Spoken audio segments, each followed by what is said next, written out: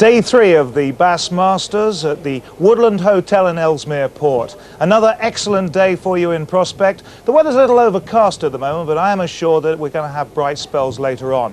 One thing is for sure though, all the top bowlers are here competing for the game's biggest first prize, £5,500 going to the eventual winner.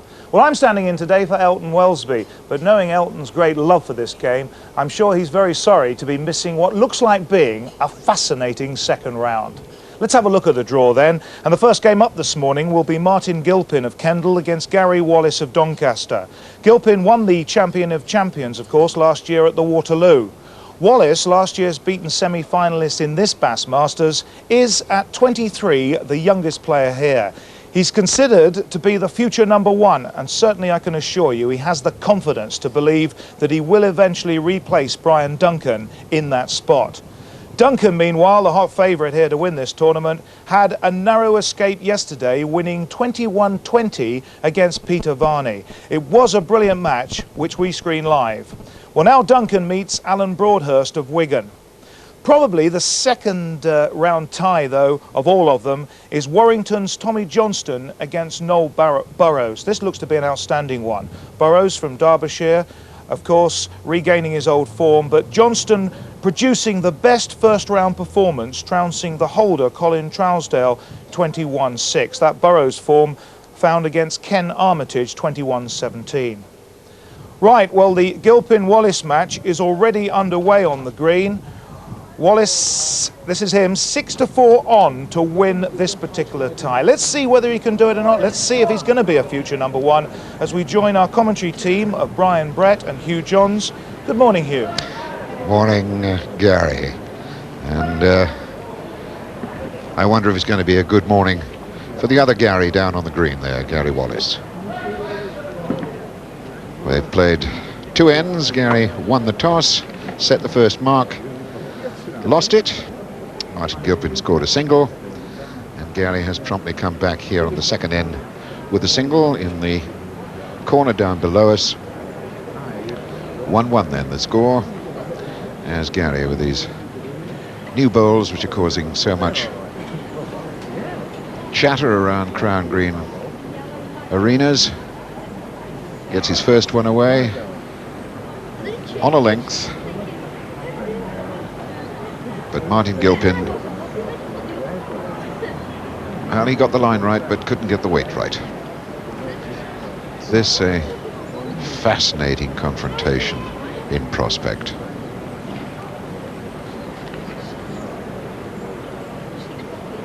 Oh yes. Youngsters appreciating the young man on the green. 23 years old, Gary Wallace. Unlucky Martin. Frank Kitchen waits for Martin Gilpin to come up before deciding. 2 it is for Gary Wallace.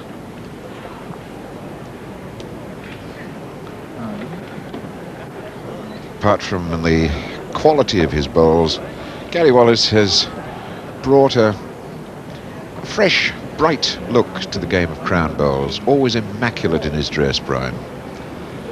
Yes, a very smart young man about the green. He's 23, married only last May.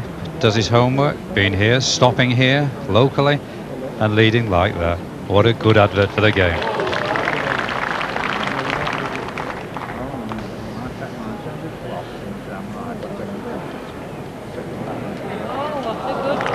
Well, ball, Martin. Let's push the yellow ball out.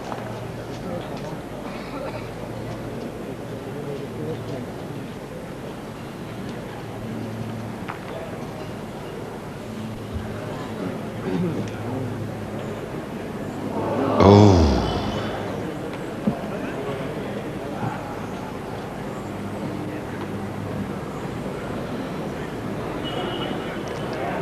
He's after the yellow ball. He got it, but couldn't stay behind himself. Good thinking bowls by Martin Gilpin. Was holding the one, tried to get rid of the yellow to count 2, got rid of it, but couldn't stay behind himself. So 1 for Martin Gilpin. Got the block back. 2-3.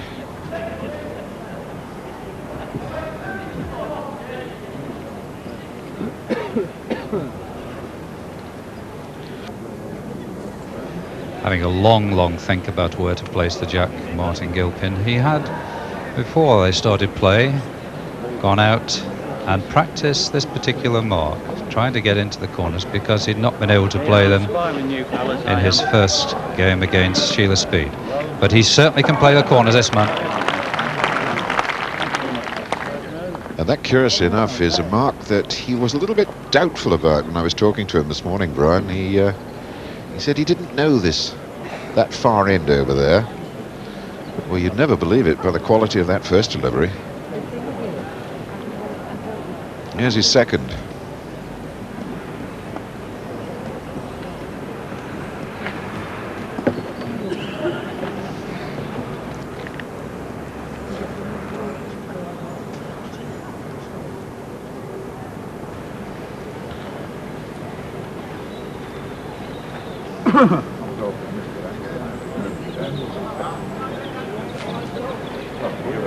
Gary heavy wants the he wanted the shot ball and couldn't get hold of it. And fellas there who have seen it all around the Crown Greens.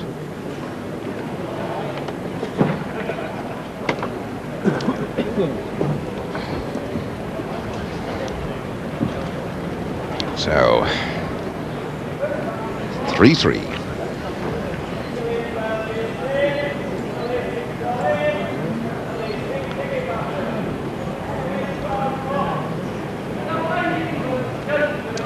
Martin Gilpin comes out of Cumbria and then wins the Manchester Evening News competition played at the Waterloo. He beat Ken Hallworth there in the final, having trailed 17-10. He won it 21-18, and then he had a difficult time here, didn't he, in the first round against the Wigan housewife Sheila Speed. Got out 21-14.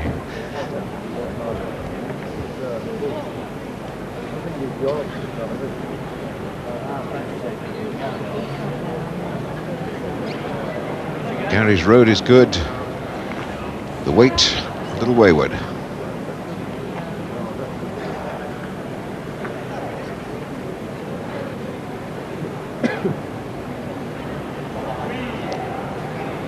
I think there's a little hillock between the mat and the jack, and there's certainly a bit of green grass there which is slowing the bowls up.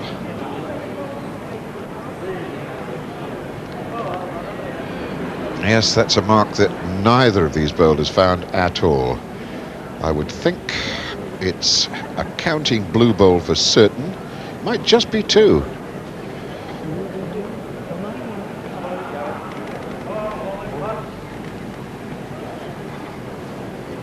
Gary has a look and accepts. Yes, he's two down there.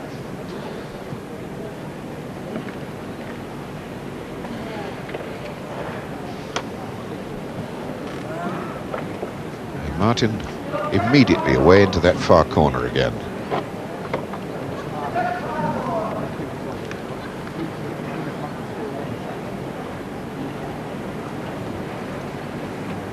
Bowler for 21 years, Martin Gilpin. His father got him started in the game around about 1967 and had his first major success when he won the Windermere Open when he was 18. Gary Wallace also started young at the age of 12 and was a winner of the Doncaster Bowling Association's junior merit when he was just 15. Good bowl, Martin.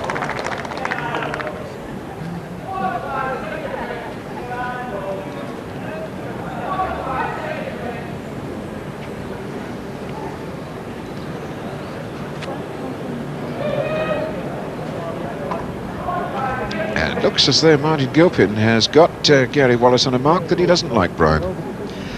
I think he's worked the tactics out, and he probably reckons that these bowls that Gary is using do run on a little to give him an extra yard of running, but reaching into those far corners really, he's going to suit this strong man from Cumbria. He's a plasterer by trade, so he's got terrific shoulders on him.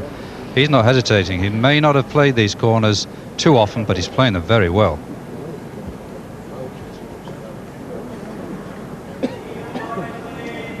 And back we go, all the way across the green, and there's something of a saucer down there. The jack has settled in. There's a crisscross of where the grass is cut by the moor, and he's putting in a very, very tricky position. Well, if this is a good lead, and now has that gone off the green? It's difficult with spectators leaning over the edge to see clearly. I think it has gone off.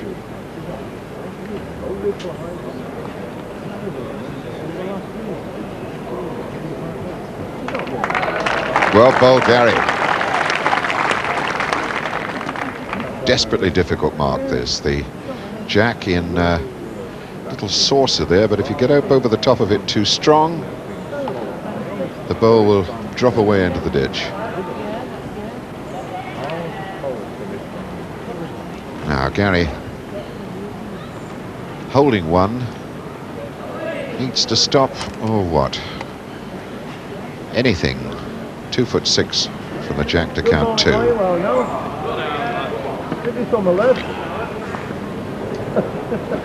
Unlucky. Didn't clip inside the blue bowl, so it's a single to Gary Wallace. But that may very much change the setting of this next mark. Where's he going to go?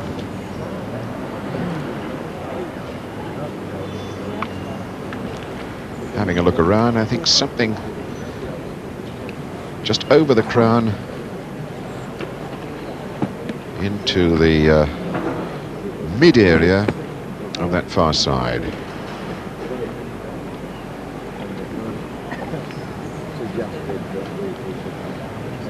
Notice these bowls carving a little bit of a track, which indicates there's still a bit of moisture in the green. And didn't that one run sweet?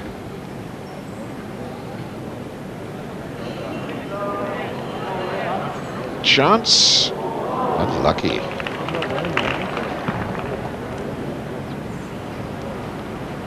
Thumb peg.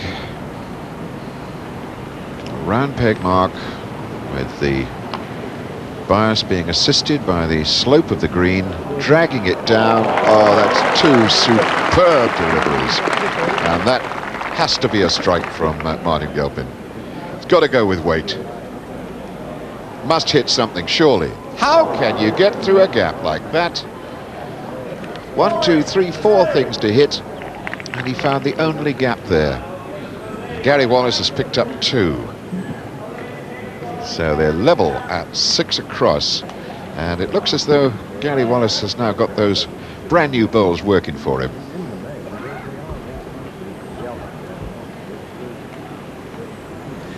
Yes, Hugh, talking about the new balls there. Roy Armstrong, you know something about these balls? They're an experimental one.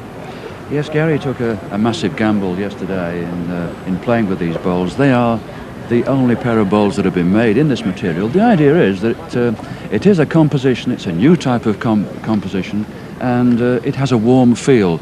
Most composition bowls feel a little cold. These have a warm feel, but the main thing is that the density is a similar density to that of lignum vitae, which of course is the original material which all old bowls were made of. Is that a bit of a gamble doing them in a big match like this? It certainly is. Oh yes, but it's all about confidence. Gary felt 100% confident that the bowls were good. He practiced with them, and the main thing, he felt he could follow the jack. If you can follow the jack with a pair of bowls, it makes the game easy. You say he's confident. He certainly doesn't lack that. In fact, a lot of people think he's rather cocky. What sort of effect does that have on the other bowlers? Well, I think he is a very confident player, as you rightly say, and he goes into a game thinking that he can win every match. I think some of the more veteran-type bowlers don't look upon that as a good thing. They like people to respect them, and I don't think Gary is a great respecter. So he's not that popular then? Well, I think basically he's a good lad, but I think one or two of the players might get the wrong idea by some of the gestures he makes on the green. Is this game going... Well, it's not going as you thought, is it? Because Wallace is the odds-on favourite to win this tie, and at the moment he's trailing 7-6. How surprised are you, like? Well, I'm a little surprised, although to be fair, the green this morning is a little bit slower. There has been some overnight rain and there's been a very heavy dew, which I think just favours Martin Gilpin. But Martin is no mean performer. He's a very quiet lad, but he goes about his business in a professional way.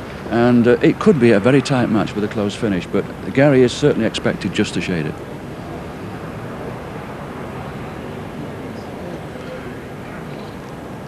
And Martin 7-6 up, and his first bowl winning this end at the moment. His second could be in the road. It's not counting, and it could be in the road, making life a little bit difficult for Gary. No change.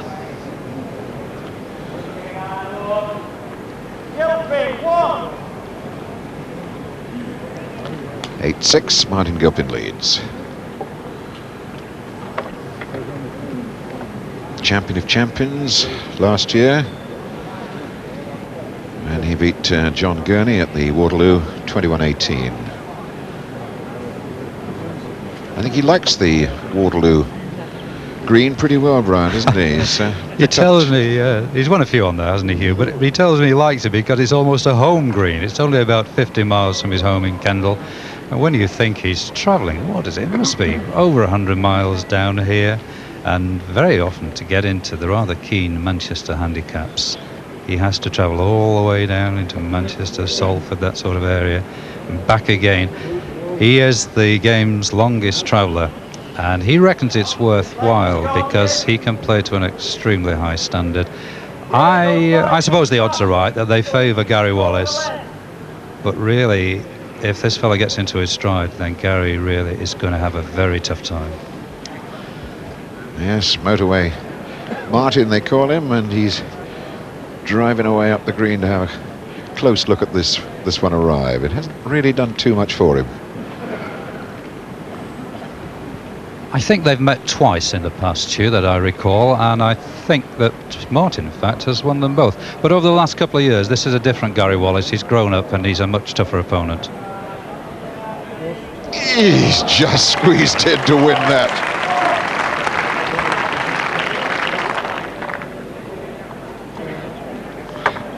Well, 12 ends of bowls delivered, and Gary Wallace trails by one chalk, 7-8.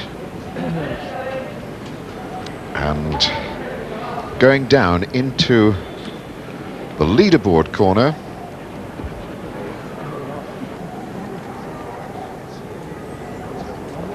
Gary Wallace, the Bassvale Open winner, played at the George and Dragon in Hyde, where he beat David Richardson 31-25. That was some consolation for having lost the semi-final of last year's Bass against David Richardson 18-21 after he'd led 15-4. And he took out Dave Ellis in the first round very comfortably, 21-9 here in this year's competition.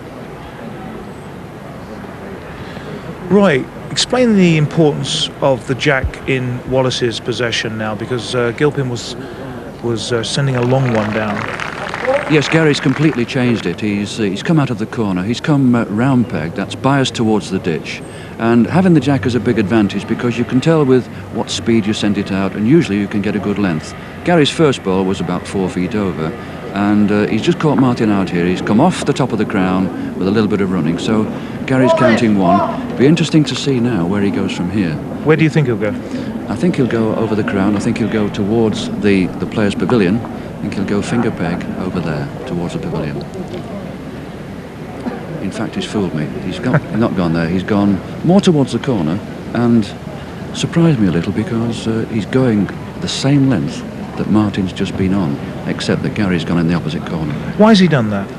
Yeah, he thinks he might just fox Martin. He thinks that if he can get into this corner, then Martin, if he should get in, he's wondering where to go because Gary's taken him quite a long length. His lead there's quite good actually. It's only just a yard past, but from where they're going, it's all uphill. Yes, but that sort of decision could cost him the match if he's got this one wrong, couldn't it? Well, yes, it's all about confidence again, you see. Gary's confident that going at that he can play a good bowl, but as you rightly said, look, he might have to pay the penalty now. All he can do now is just play for a close bowl.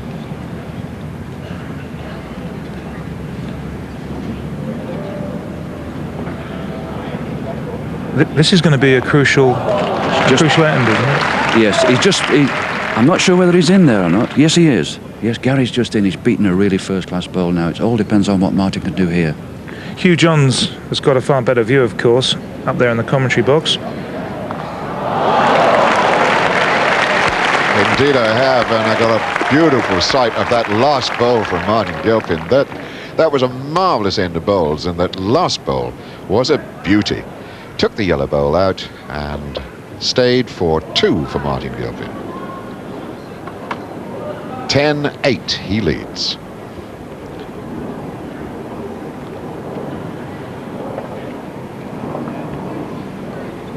And Martin's led particularly well to that.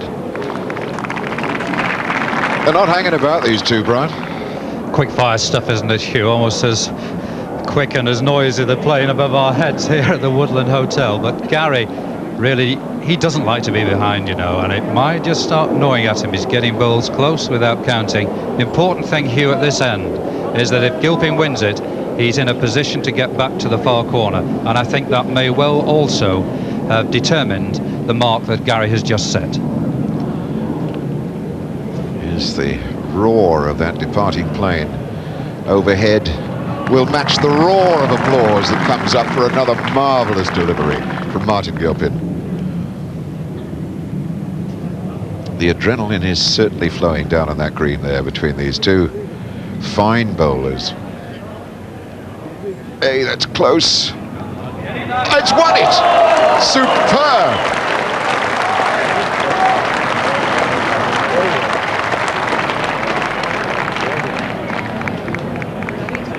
That crept through the gap so gorgeously. Well, you wouldn't have thought there was room, really, would you? Those were really 2 cracking bowls that Gilpin had put up. Really, these are 2 counters. Now, just look at this. The final bowl by Gary, who in fact chases it a long, long way in himself and gets very close there. Is there a gap? Just a bowl's gap. Beautiful. What a winner. Meanwhile, Gary's got his first bowl away to this new mark, and he's close again. And I think many old bowlers will be thrilled by the sight of these close bowls that these 2 young men are bowling. Gary Wallace, 23 years old, and Martin Gilpin, 35.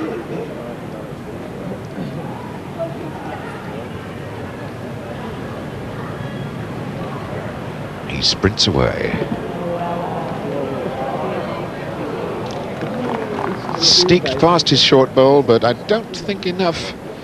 Certainly not to win it anyway. 1 it is to Gary Wallace.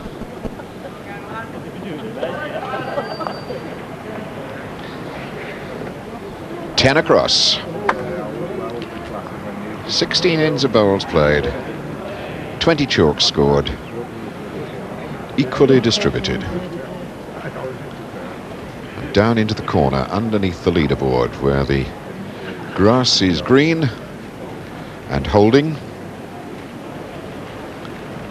To push up over the top, and there's a tiny little downhill finish there.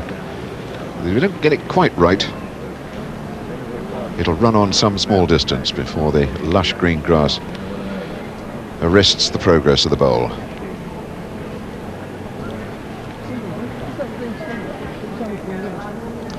Interesting mark set by Wallace. He was jockeying for this position 2 ends ago. This time he's got it. He'd love a double here. Lovely picture there, as you can see the undulating surface of this green. From the high position it always looks flat. It's when you get down there at a worm's eye level that you can see how that bowl rises and drops and dips with the land. It looks quite flat there, doesn't it? But as you've just seen, it is not. Gary Wallace picks up a single, got his nose in front, 11-10. And this game will be moving to yet another climax, I'm quite sure, when you come back to us.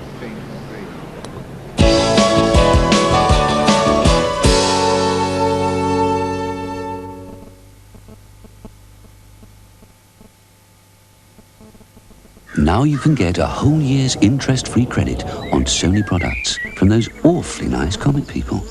You know where to come. Whatever you want, whatever you like, whatever you say, you pay your money, you take your choice. Whatever you need, whatever you use, whatever you win, whatever you lose. You're showing up, you're showing out. You look for trouble, turn around, give me a shot. I'll take it all. Bella's got whatever you want. Still only 32p.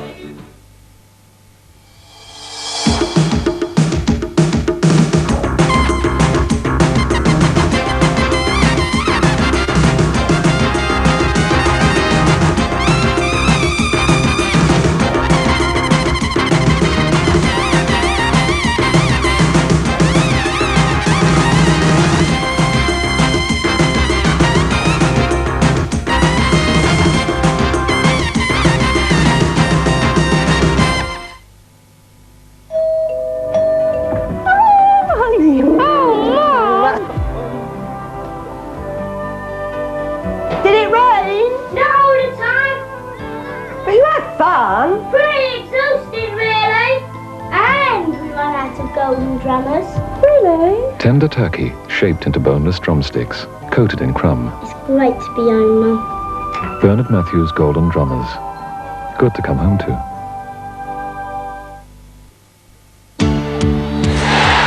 Fast on our feet, we never stall. We're hard to beat, we're on the ball. Right on cue, every Sunday for you.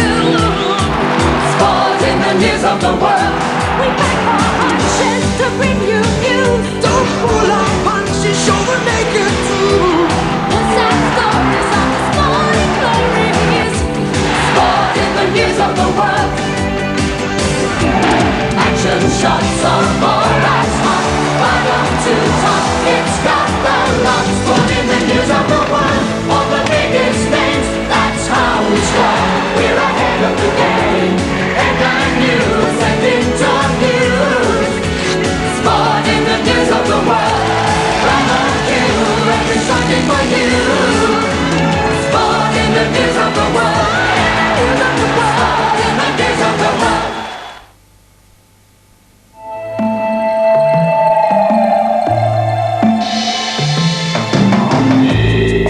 You too can have a breakfast like mine. The Kellogg's Special K breakfast has only 190 calories. Get in shape, lose the fat.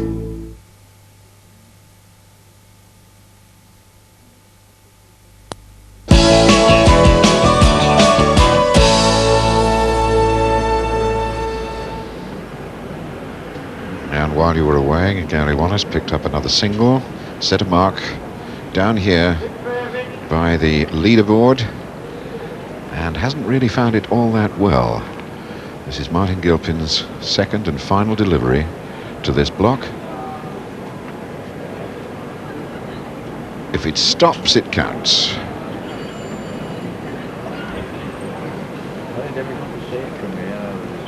It's one for certain. It might just be a measure for two. What does Martin say? Satisfied with the one.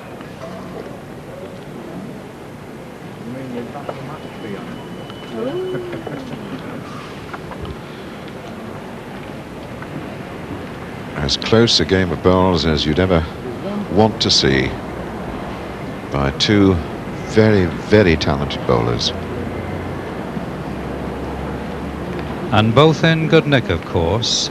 At the moment, Hugh Martin Gilpin just lost in a final at Burnley St Andrews at the weekend, 41-40 to Glyn Cookson, but he's certainly got the arm working well, while Gary Wallace nipped away from here last night to go and win 4 games at the nearby Van Leer Club and qualified for the final stages. So he's moving from one green to another, and that's a little bit of a gamble, but so far this very confident young man is playing extremely well.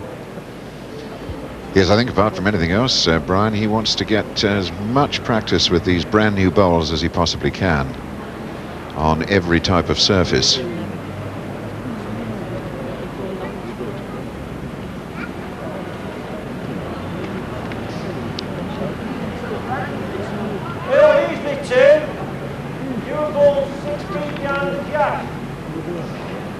Frank Kitchen, the referee, explaining the geography to Gary, who tight-lipped goes away up after his bowl, which is not going to change the counting bowl, but has it saved too, I wonder? One for certain for Martin Gilpin. And that bowl is taken out. From here it looks like 2.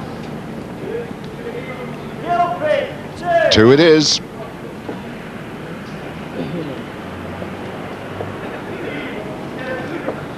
So, Martin Gilpin gets his nose in front.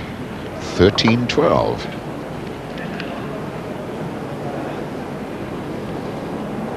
And Martin Gilpin, in some respects, showing no respect for Gary Wallace. He has taken him to the mark that Gary Wallace wanted to play. Maybe a bit longer, Hugh, but certainly the same direction, isn't it?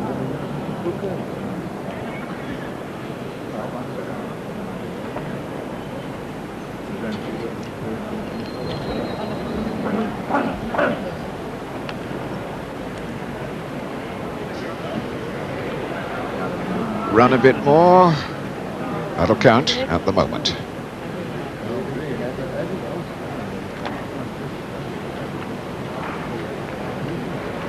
This road looks good. That's changed it.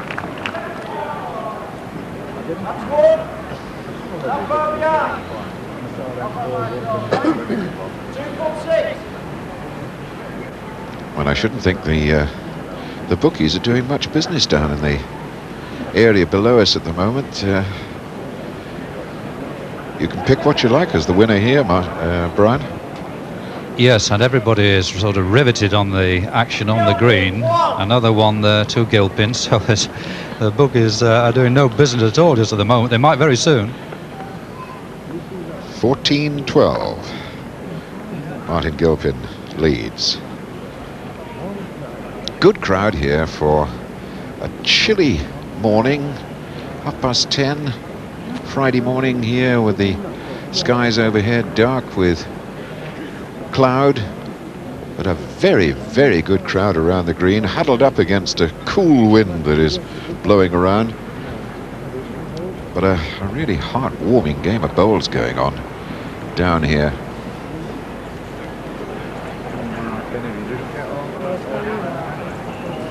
This is difficult, this mark. It's basically uphill all the way. And it's all about weight. A mark that's caught a lot of bowlers out in this Bassmasters already this week. Gary couldn't find enough steam for his brand new bowls to climb up there to the jack.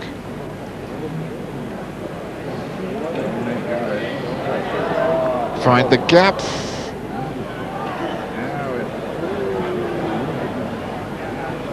Gary's got to be careful. If he wants to count here, he's got to get up past the blue bowl, but with just enough weight to creep past. If he goes too far, he'll be in the ditch.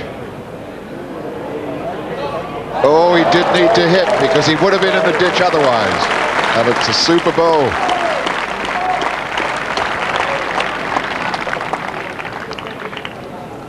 Single for Gary Wallace. And saying Super Bowl, of course, Gary surprised a lot of people at last year's Super Bowl when he, with very, very little experience of flat bowls at all, came on and took out the fine Welsh lady bowler Julie Davis in the first round. Then he took care of Brian Duncan in the second round. Brian, of course, who'd had a lot of experience in competitive flat bowls.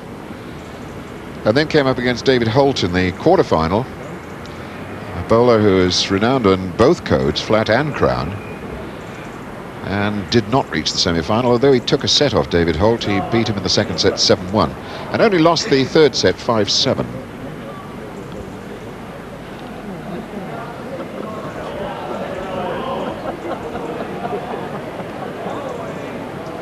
Significant change of tactics as the mark here has been set by Gary Wallace. He's had enough of going anywhere near those corners with Gilpin in this form, and he's shortened it, and he's hoping to find a nice pegging mark, a nice finger peg, bit of a saucer down there, run down nicely now and then peg a little.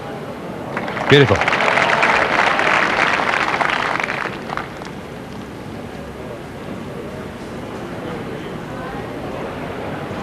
Martin's road looks good. Oh. 2. Well, we haven't had too many 2s in this match. Martin Gilpin scored a double 3 times, and that's the third double for Gary Wallace. And he now trying a mark just over the crown of the green and down the other side to stop in front of the players' changing rooms.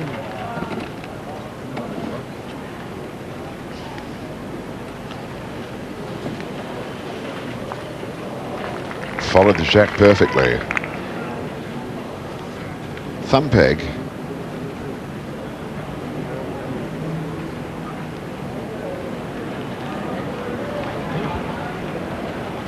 Curving mark.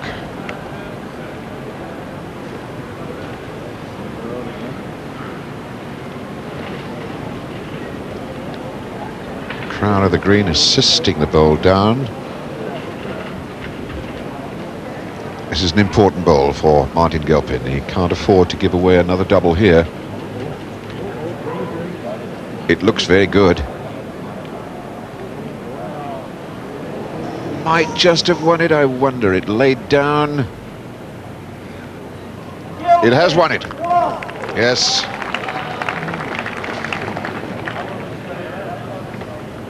So we're level at 15 across. Looking at Martin Gilpin there, Hugh, I saw him come in this morning and I jokingly said to him, "Don't worry, son, I've got your admission fee." Because when he turned up for his final of the Manchester Evening News at the Waterloo, he forgot his ticket. And being a modest fellow, he forked out his 60p, paid, went on and won 1,500. So this morning he remembered his ticket. Can he get a ticket into this next round against Gary Wallace? It's a riveting match, isn't it? All that's good and great about this fine game being exposed here to the audience at the Woodlands.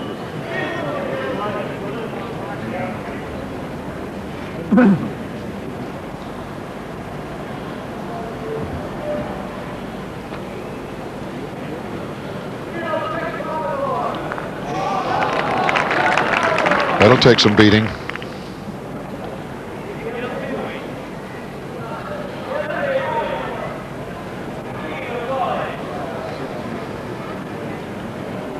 Great try. Fine bowl. Well, no sooner do you say that's a difficult bowl to beat, and Gary Wallace produces it. Lovely delivery. Controlled all the way. 16-15. Worth seeing that one again, Brian. I think so, Hugh, because really you'd have bet against it. Martin knew, there's him just walking across the head. Absolutely on the jack, tickles it far enough and stops, that's the important thing, and counts.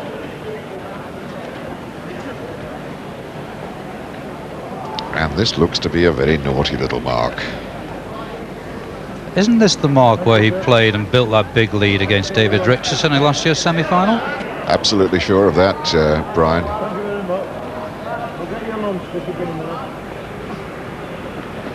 This is a real toe biter of a mark. Oh, he didn't get past Martin.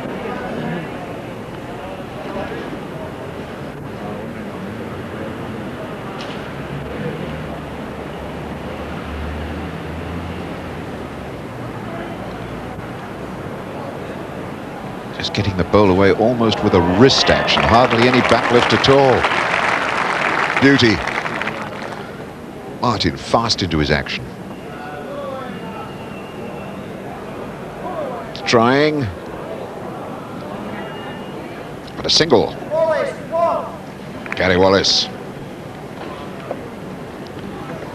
2 shots lead.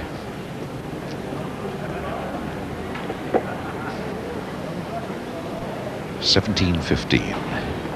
And again, Gary looking for little short testing marks. This one a bit longer, in fact.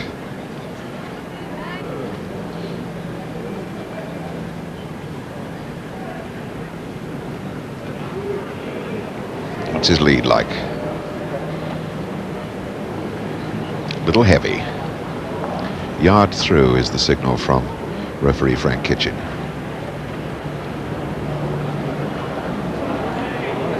It's caught Martin out too.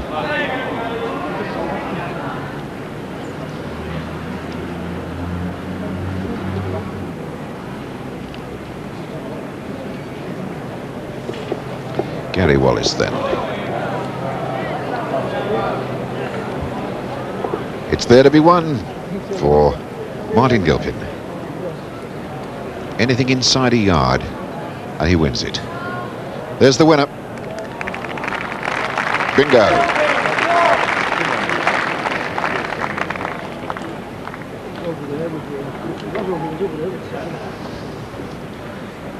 Now, where does Martin go? It's kidded the referee, Hugh, hasn't it? Because he stayed behind the bowlers. He's not quite sure where Martin was going, but Martin himself knows he wants to get back to the big corners.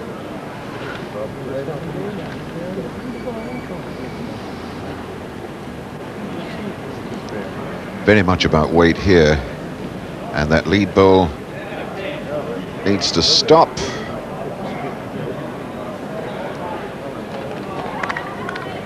Well, that's going to be hard to beat.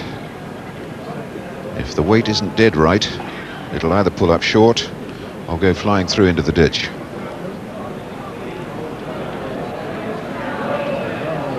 That's ditch bound.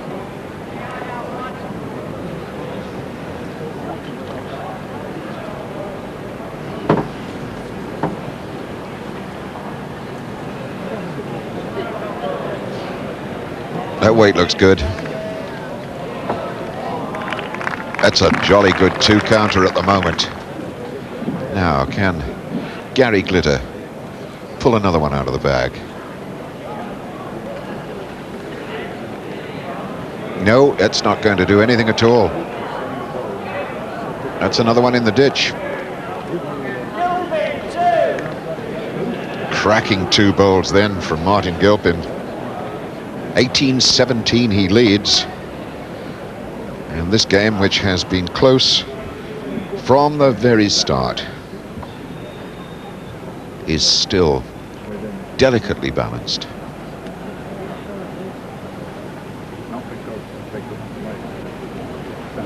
But Martin really does surprise me. Just before he went onto the green, he said that this was the corner that he knew least about from the practice that he'd had. And yet he has picked up shots on it. He's a bit wayward with that one.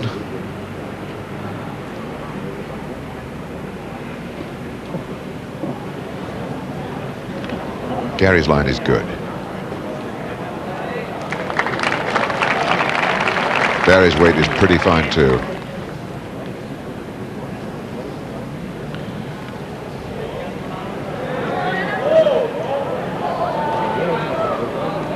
Stay straight, stay straight, stay straight, it wins.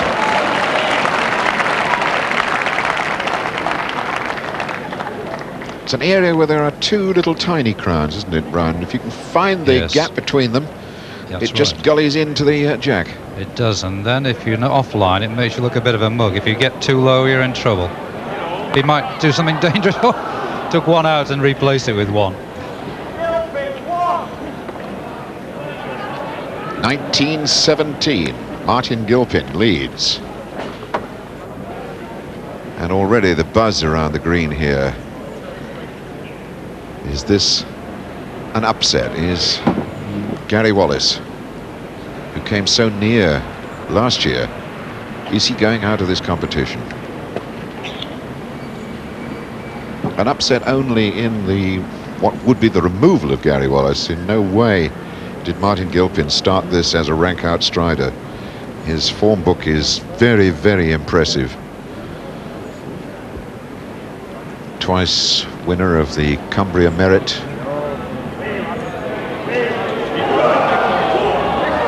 Gone. And Martin Gilpin, champion of champions at the Waterloo, Manchester Evening News, Empire Services, a whole list of good quality wins behind him. Gary is in the ditch as well, is he? Yep. A lot of noise around the green, Hugh, because there again is a big Yorkshire contingent here backing their man. I think there's a bit of money at stake here.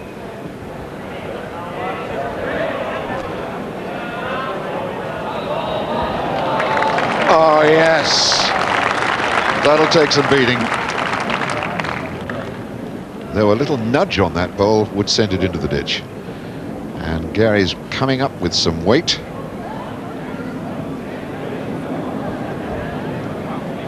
It's a miss. It's a miss. So Martin Gilpin goes to 20. Gary Wallace on 17. Gary Wallace, who was a South Yorkshire county bowler, now a Yorkshire bowler. And looking there, Hugh, is Ashley Dakin, a Yorkshire county man, like his pal Gary Wallace, getting worried, having a cuppa before he goes on later today. And Martin goes away into that far corner, a man with plenty of confidence.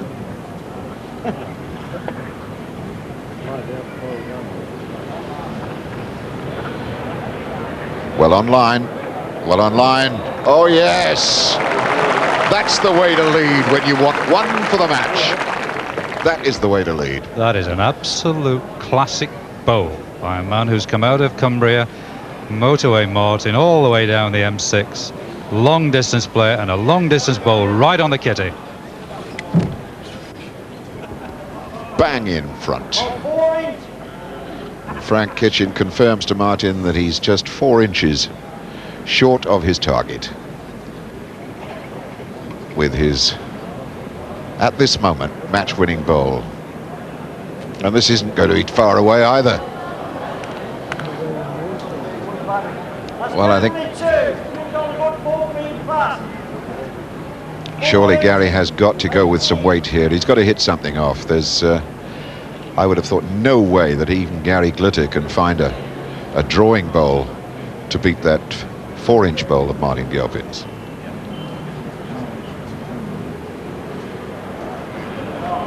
It's a way out, it's gone. They're all weighed in. The applause tells the story of this match.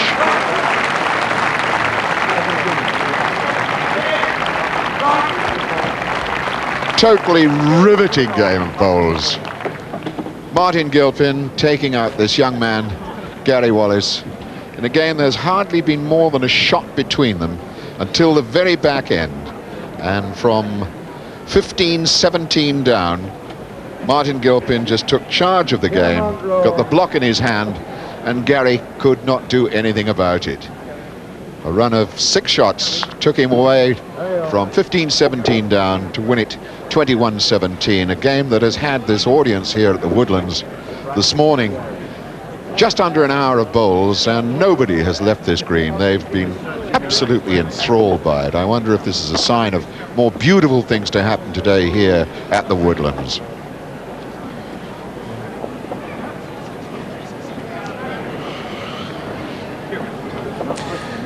Martin, there must have been times in that match when you didn't think you were going to win. Yeah, all the time. Gary's such a player that if you give him half inch, he's in normally, you know. I had to play a few good leads at the end to get up. That was the difference. Gary, I have to ask you straight away about your tactics, because we were all surprised that you were playing into the corners, in a way playing into Martin's hands. Well, I played the corners in the first game and played quite well once I got going. It's always difficult playing a player of Martin's calibre. If you're not leading well, he's straight on the jack. So you've got to go where you're confident. I was confident in the corners. I was confident of playing them close. Unfortunately, Martin put them that bit closer. What do you think was the turning point for you in that match? 17-15 up, and I played 2 loose balls. I played 4 foot to far with the first. Martin didn't beat it. I could have put him under a lot of pressure, and I played my second a long way too far. Gave Martin too much room to count, and I think that turned the game. Would you agree with that? Yeah. Certainly the turning point, because I got him one there and played 2 guns at the next end, so all of a sudden the pressure's on Gary. Whereas before, if Gary had got up there, he was going like 3 or 4 chokes ahead at the vital stage, you know. Gary's got a bit of a reputation of being very, very confident. He showed that today. Some people think he's a bit cocky. What sort of player is he like to play against? Smashing. Just gets on with it. That's how I like it. Just something that gets on with the game. No mucking about, you know. It was a very fast game. I mean, you don't lack any confidence, do you, Gary? You get stuck in there. I mean, were you responsible for keeping that game at such a fast pace? Both me and Martin like to get on with the game, like Martin said. The game's about 2 players competing, and as long as you're happy playing one another and you're in the full spirit of the game, it's fine. You know, I had no regrets about playing quick. I mean, you play the game to suit yourself. You don't slow yourself down to try and catch your opponent out. We enjoyed the game. We were friendly banter throughout the game. We were talking to each other, congratulating each other on good balls, and that's the way the game should be played. That's good. Martin, of course, we'll be seeing him in action in the next round. But from your point of view, it was a big effort, this, wasn't it? You've got all the family down here, you've been camped down here for the week. I got a few supporters as well. Obviously, being the young lad, the youngest in the competition, you get quite a lot of the crowd behind you. And I was quite pleased the way my preparation had gone. I knew I'd got a tough game against Martin. I'd never licked Martin before, but obviously I was hoping that the big atmosphere and the crowd behind me could help me along. But all credit to Martin, he played really well. One final question to you before we bring in Roy. A lot of people are looking for you to be the number 1 eventually. I don't think he can ever be the number 1. For me, the game's number 1 has always been Brian Duncan, and while ever I live, he probably will be the game's number 1. Obviously, to become a close second to him would be a great prospect for me. But I'm just going to continue playing balls, and while ever competition's stiff and we've got likes of Martin around and 1 or 2 other good players, I think it'll be very tough at the top. OK, thank you very much indeed. Spent a bit of time with you because we won't be seeing you anymore in the tournament. Well done, Martin. All the best. Roy's going to be joining me in half an hour's time because we run out of time at this stage, but you've seen what a marvellous bowls tournament we've got. We'll be back in half an hour. Join us then.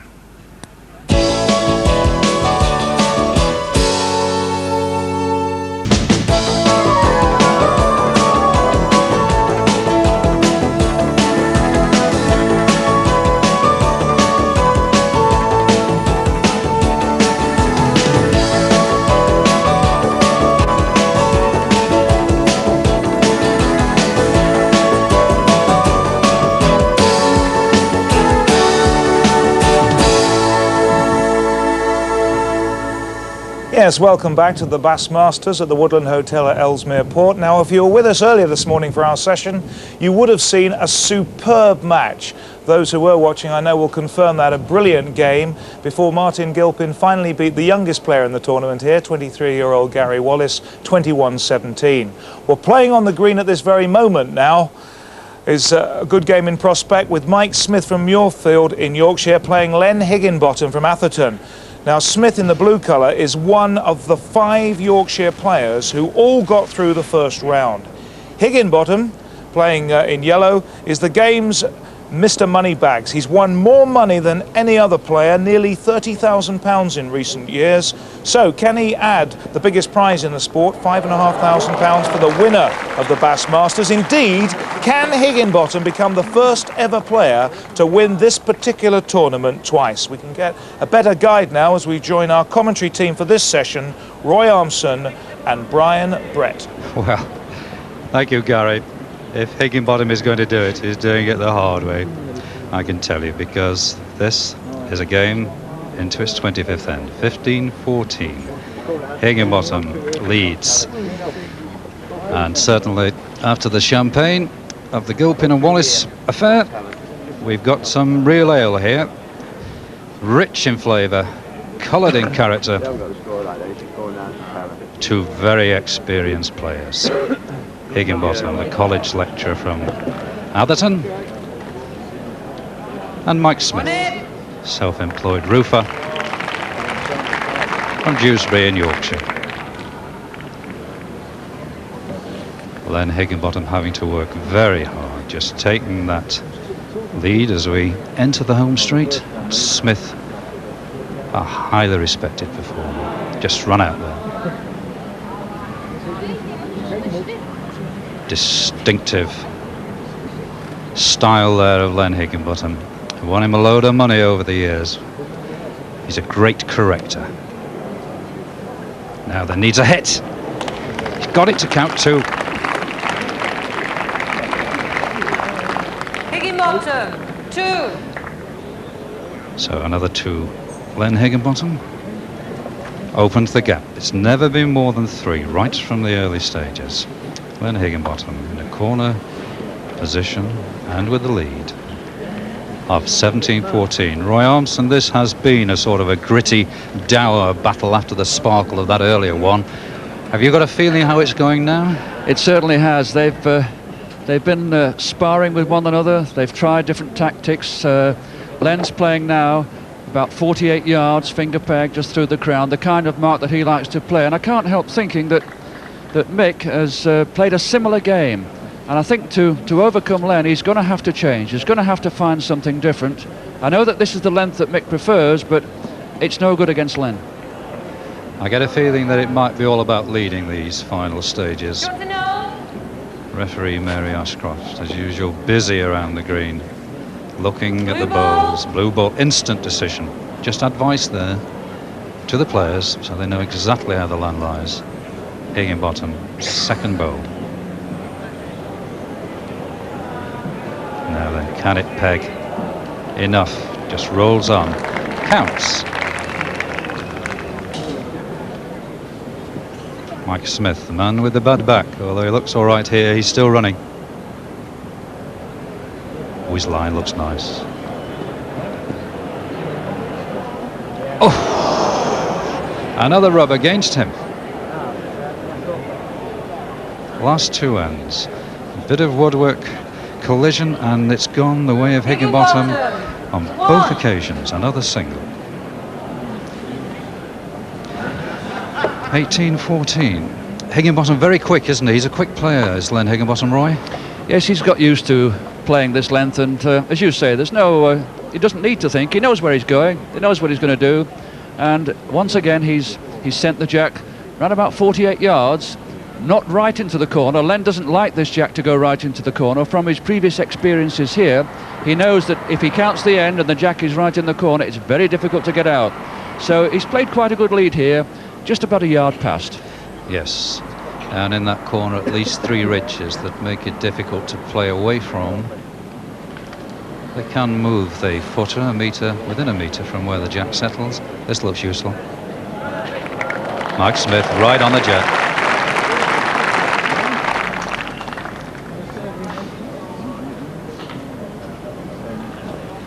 Higginbottom tells me he likes the conditions when the bowls are running well, yet he's done most of his best work in the driving rain that we've seen him succeed in over at Blackpool in the old Crown Challenge, and then in the Greenhorse Classic, St Helens.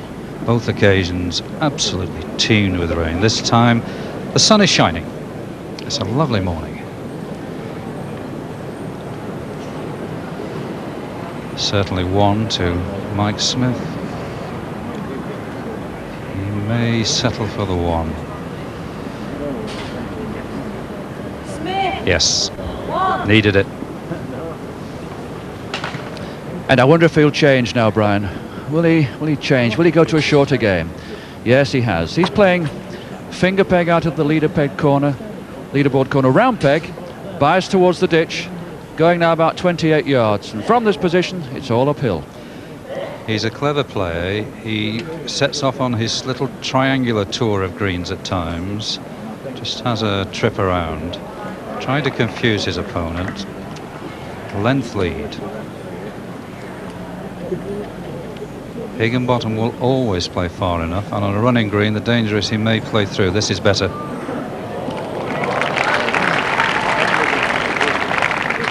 Still room.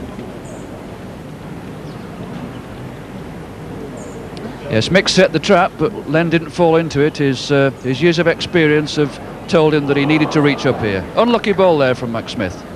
The danger always that if you get past the jack there, it can run on. He's been unlucky 3 of the last 4 ends, Mike Smith, and the game has swung against him to 18-15, well short Higginbottom. Having a good look.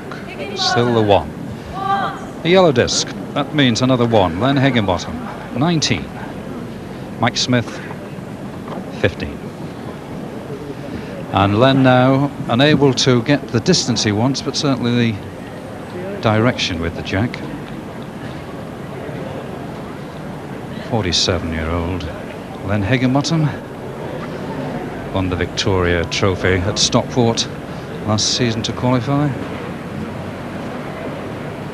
and has since won various other Bass qualifiers, opening the way for a few reserves. Good lead.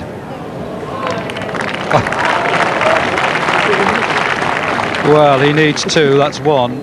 He stands 19-15, 1 on the jack. Smith has got to disturb this. Got to run far enough and disturb it. Again, unlucky. Now Len doesn't want to leave a target, Roy, does he? He certainly doesn't, but he wants to count 2, because if he's 2, he's game. Running down the slope now. I think he'll count 2 here. The back bowl belongs, they're not in the picture, but further back is a bowl of Smith's. He's played with a little running weight. It's all against him. He trails 19-15. Higginbottom lies with 2 fine bowls. 2 bowls that are good enough.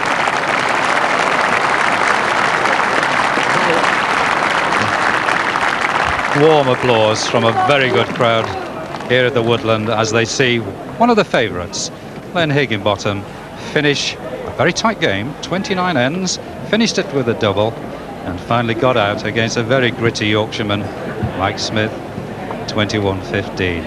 Good games. Kept Len nicely warmed up for the business to come, and that business is going to get harder and harder. Feel for Mike Smith. Did well. Certainly 3 ends, the rubs went against him. It's not easy when you're playing a man of the calibre of Higginbottom. When the money's there, we get the feel that Higgy's not far away. The man they call the Crusher. He drinks Orange Crush, the Crusher, and he certainly crushed his way through that one. Very gritty performance. He did well. Well, now we know that Higginbottom has got a chance, a real chance of becoming the first ever player to win this tournament twice. How impressive was that form, thinking about the eventual winner, Roy? Oh, pretty good. I think it's, to be fair, it's the kind of form that we've come to expect from Len Higginbottom. Solid, workmanlike performance, but Mike Smith made him work all the harder for it. He turned up a typical gritty Yorkshireman performance, but Len looked in quite good nick, yeah. We know he's not the #1 player, but would he be your player to win this tournament, or Brian Duncan, who is #1? Quite honestly, I thought that Gary Wallace would go a long way towards it, but shows you what a good judge you are. But I think that along with Brian Duncan, certainly, yeah, Len could win it, no problem. Yeah, he's done good. He's done some practice. He's played on the green before. Why not? Why not, indeed. Right. Well, I'll tell you what we're going to do now. We're going to look back at an earlier match that we recorded in this second round between E Hulbert from Manchester and Steve Ellis from Blackpool. Hulbert, very much a steady Eddie type of player. Ellis, a clever but unorthodox player. We're going to join it now with a score 18-15 to Ellis, but it's not over. Now then, 18-15. Will Ellis try and get back? He will, you know. He's going along an edge. He's going to try and finish the job along the edges. 27 completed ends.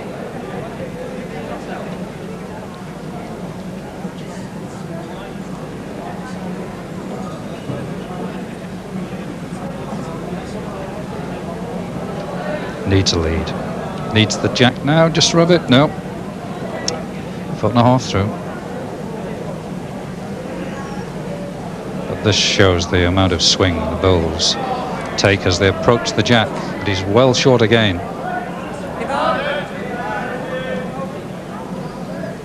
Unusual, Roy, to see Ellis without his cap. Yes, and the sun's quite bright. I'm surprised at that. He's squinting just a little bit, but I know that sometimes it bothers him. He feels it interferes with him, but nothing like a peak in front of your eyes to keep the sun out of it. Well, let's see if Eddie Hulbert in the cap can get a look in. Needs to run. Needs to run. On and enough. Good. Hulbert gets it. Needs it. And he's in the other corner. He must go distance and he must get his length right. Eddie Hulbert, Manchester, 16. Steve Ellis, Kirkham, 18. Got a long way, fast-running area of the green. Unless he's careful, that jack will trickle off. Oh, what a mistake. Fast running there, Roy, and he fell into the trap. He was determined to go a long way, but in doing so, he got the jack just round the corner, not directly into the apex of the green. Caught the fast part, caught the bare part of the green, and went off. And 3 guesses where he's going now. I'll take along an edge, and at 18-16 with a gift jack, he can determine the length and line. And he's gone to the area where he built a nice break of 10 earlier in the game.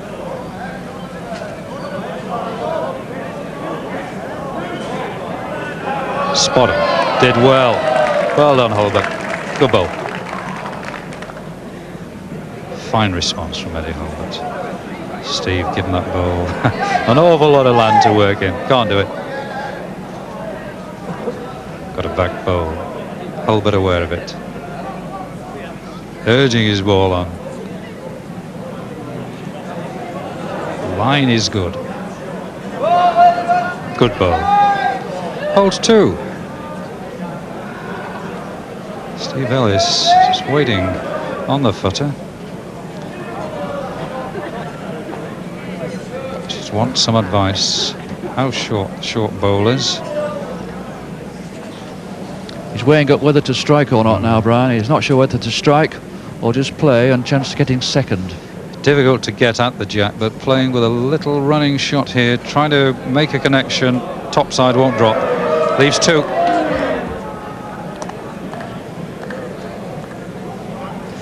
Now we have a game. Eddie Hulbert was in a lot of trouble at 18-15, 17-30, 13 earlier. But now we're all square. 18 across, Hulbert in the corners. And the last time he went up to this corner, he did make a mess of it. So we're moving from 28 yards to 50 yards and expecting these bowlers to get their leads right on the jack.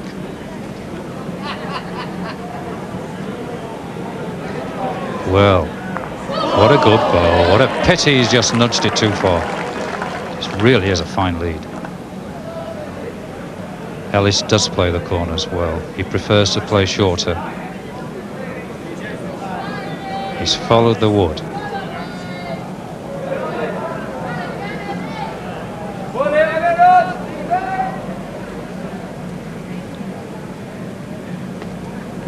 So Eddie Hulbert, 18 across, certainly holding 1, missed out, gone too low, gone away. Wasn't much wrong with the first bowl by Ellis. Just confirming that Hulbert is holding 1.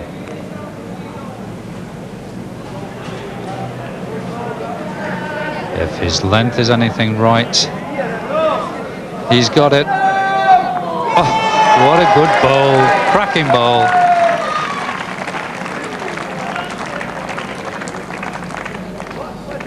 Steve Ellis, 1. Ellis, 1.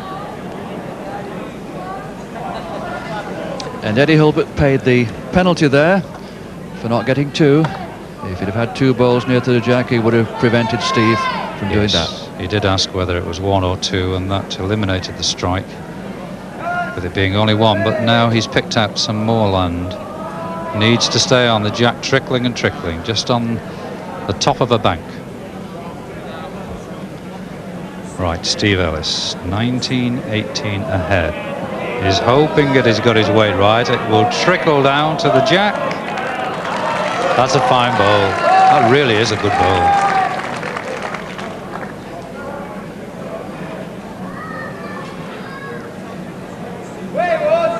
Looks as though he's a little bit short. Just short. Idea right. Steve Ellis. From 13-8 down to 17-13 ahead, and 18-15 is now looking for 2 to lie, possibly with 2 winners, well wide of the land. Maybe holding 2, but the second one a very indifferent pedigree. First one a cracker.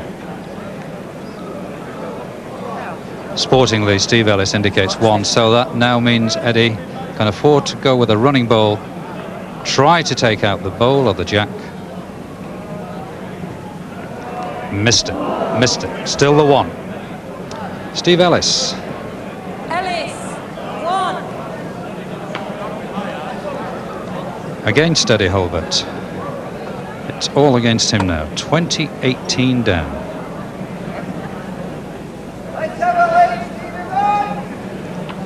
I wonder, Roy, whether he's going to finish this game in the old Trousdale trolley right across the green. He's looking across there, isn't he? Very unorthodox, Steve. No, he's going back in the corner. He figures he only wants 1, and he might as well go some distance, get 1 somewhere near. Yes, the lead all important. The pressure then swings immediately to Hulbert.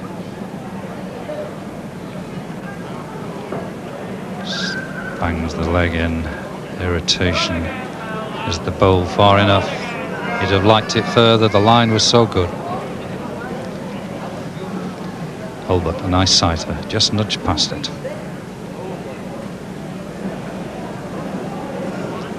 Line again, all right. He's just faded, given up. Disappointing. They're all in a line from the footer. Ellis needing 1. The moment holding 1.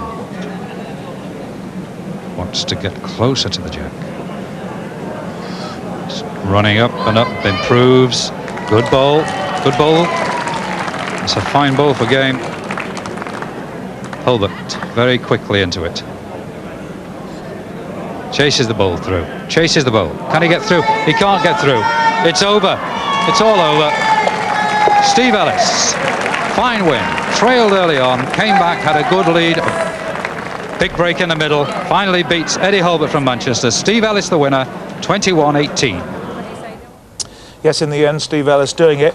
He's not a favourite, obviously, to win, Roy. But would you say he's one of the outsiders that you would fancy if you were looking for a surprise winner here? Certainly, yes.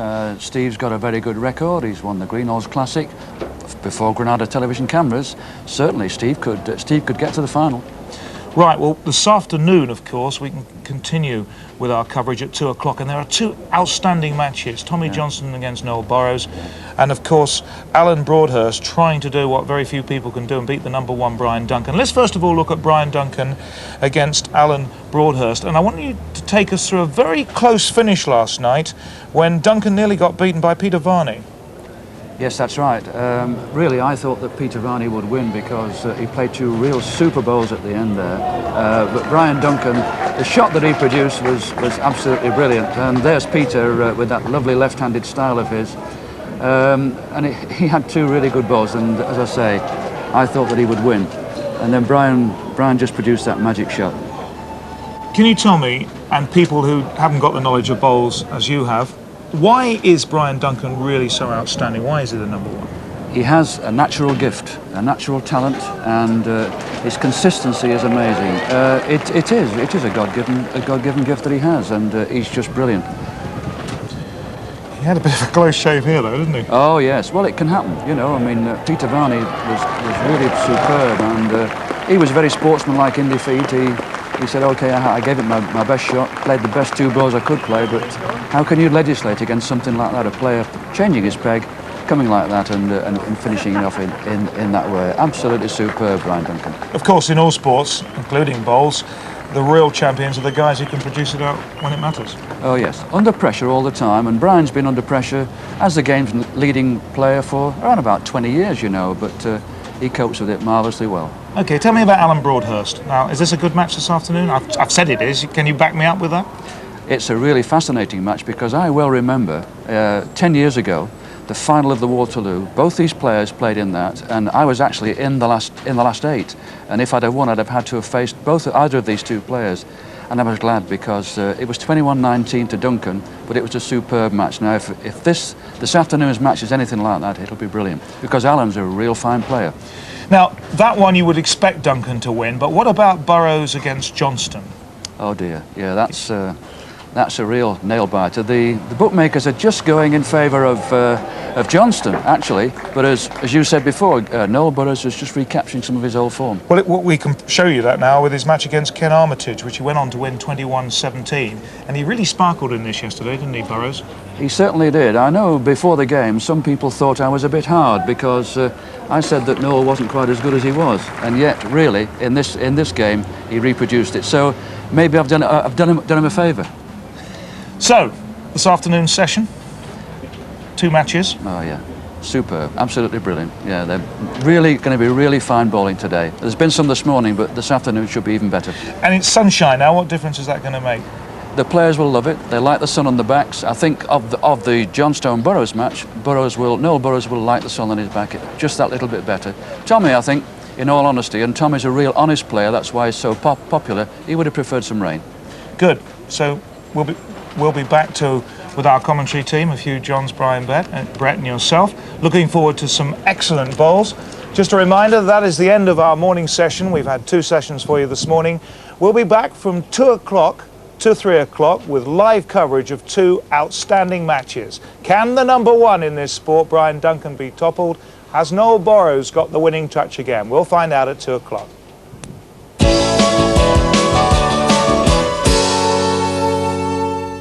Meanwhile, back under the city. What I have to tell you is not beautiful. It's terrifying. Can the beast hold back? All is revealed tonight at 7:30 on Granada.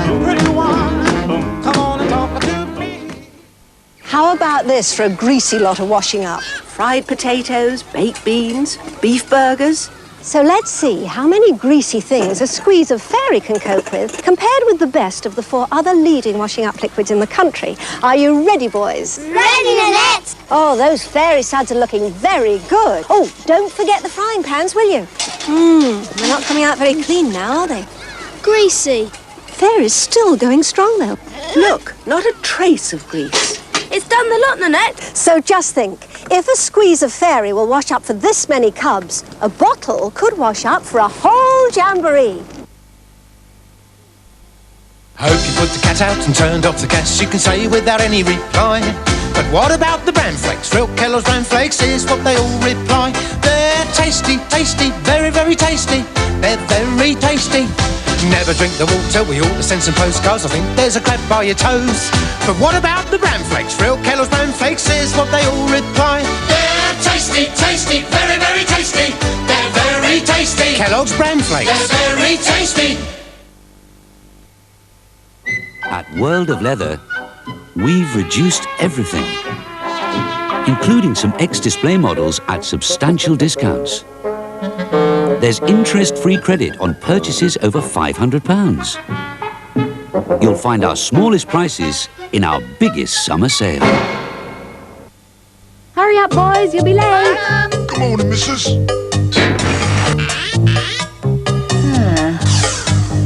Goodbye, missus. Hi, Mum.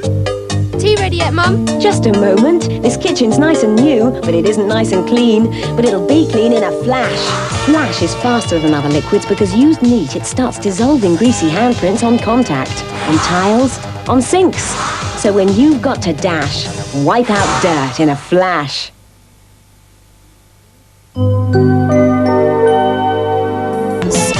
The season peaks here, so grab the best seat in the stadium and watch the best in the world go through their paces in international athletics tonight at 11:35 on Granada.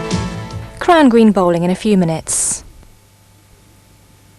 This is probably the most sensible deodorant ever created. Really, there's no gimmicks, no fuss, and there's no aerosol gases. It's kind to your body and the environment, and naturally it's high on protection. So come on, girls, roll on the mum.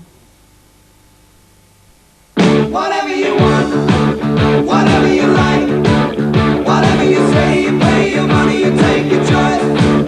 Whatever you need, whatever you use, whatever you win, whatever you lose. You're showing up, you're showing out. You look for trouble, turn around, give me a shout. I'll take it all. Bella's got whatever you want. Still only 32p. Friday the 5th. Mum escaped for the day, so Dad was held prisoner. Where's Daddy? While I got the Finders crispy pancakes, Dad put on the peas. Great. New chicken and mushroom. Wicked. And mince beef. I really got stuck in. So did Dad. With Finders crispy pancakes, every day's got a different taste. It took Dad hours to rock her to sleep. If you want things to last, you've got to take good care of them. Breakfast, Jack.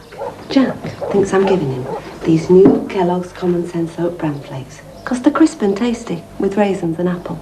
But according to recent medical evidence, soluble fibre, which you get in Common Sense Oat Bran, could actually help reduce your cholesterol level. Reduce your cholesterol level. I'll get you socks, love.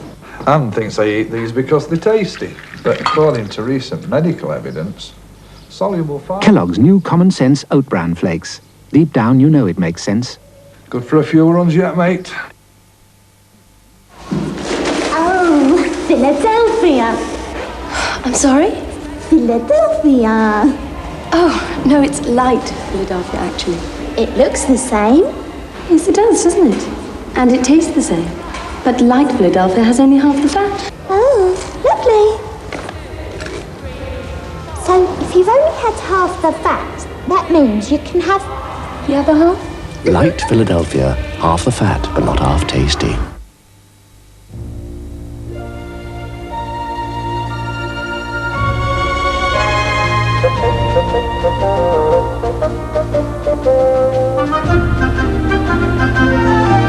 Every day, someone new finds the way to Win-A-Lot Prime and finds that Win-A-Lot Prime contains only 100% meat and jelly. Prime meat. Instinct leads to it.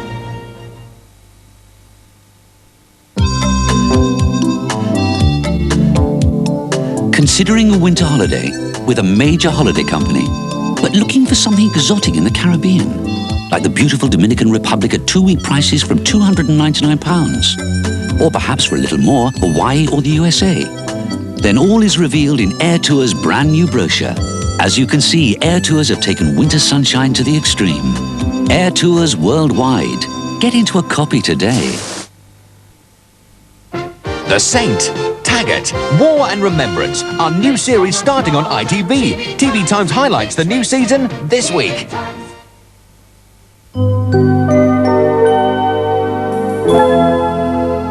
Now on Granada, back to Ellesmere Port for the latest developments in the Bassmasters Trophy.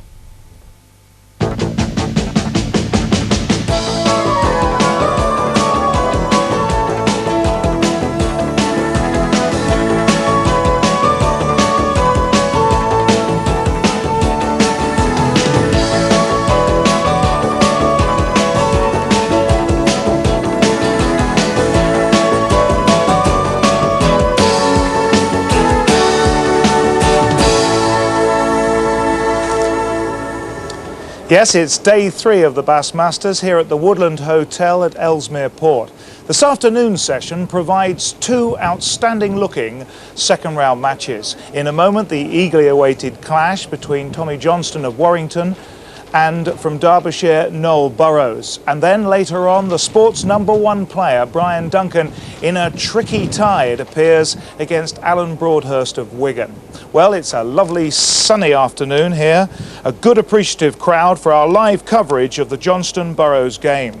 Johnston, in the blue colour, produced a major upset yesterday by knocking out the holder Colin Trousdale. Johnston then, in the blue colours, Burrows regained his old form meanwhile in his first round match, beating Ken Armitage 21-17. That's Burrows. Well, we've seen some excellent close games so far in this year's Bassmasters. Will this, as we expect, be another? Let's find out now as we join our commentary team of Roy Armson and, first of all, Hugh Johns. Thank you, Gary. And at the moment, it rather looks as though Tommy Johnston, a plumber, like so many plumbers, has left his tools behind. He's trailing 5-1 here. And we've got a very close head building up here at the moment, and he's made a good contact. Yes! The portly figure now of Tommy Johnston with a grin on his face, and the crowd a smile of appreciation for a cracking bowl. Tommy picks up a 2. First 2 ends, Noel Burrows bowled with great confidence. Doubles back to back for a 4-0 lead. And now Tommy into the corner, just down below our commentary position. Whoa, the crowd say, whoa. Stayed on the green, only just. But you can't figure that that will count at all here.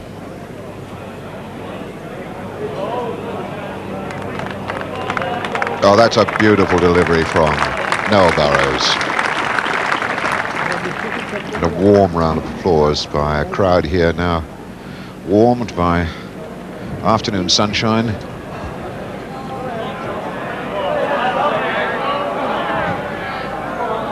Good try, Tommy. But you're getting out for second.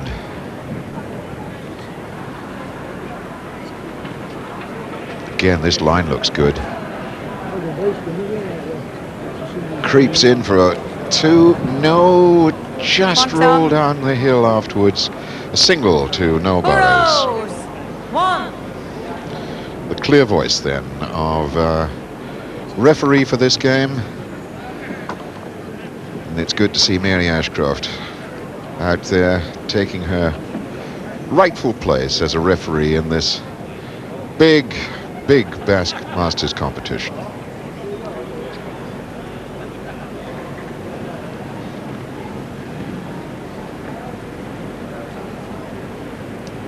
What do you see as the early signs of this game, Roy Armson? It's quite fascinating, Hugh, really, because the game looks as though it's going to be played all in this one corner. Neither player has deviated from this corner, although on the last end, Tommy sent the jack a little bit further, sent it about 3 yards further. But going up in this corner, it's very tricky. They're negotiating lush green parts of the green and finishing in the bare part. And it's fair to say also, too, isn't it, Roy, that that corner over there is in shadow a lot of the time from the high trees in the surrounding areas, and therefore perhaps doesn't dry as quickly as the other parts.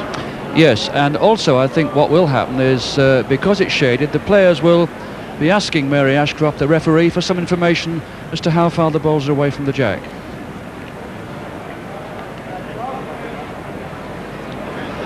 So that's the far corner from us. Our commentary box up in the top left-hand corner of your screen. In actual fact, you can just see the roof of it.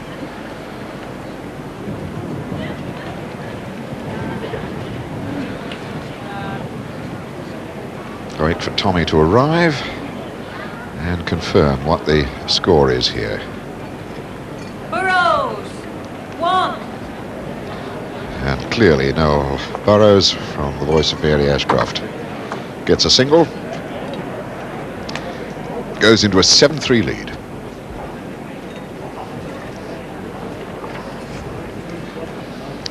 I met Noel Burrows when he was just a little boy of 4 and had his first set of bowls jack-sized, encouraged by his father and his grandfather at the pub. Now going onwards through his life, he has won so much, up to Champion of Champions twice, crowned King, and of course Super Bowl itself, the flat green game.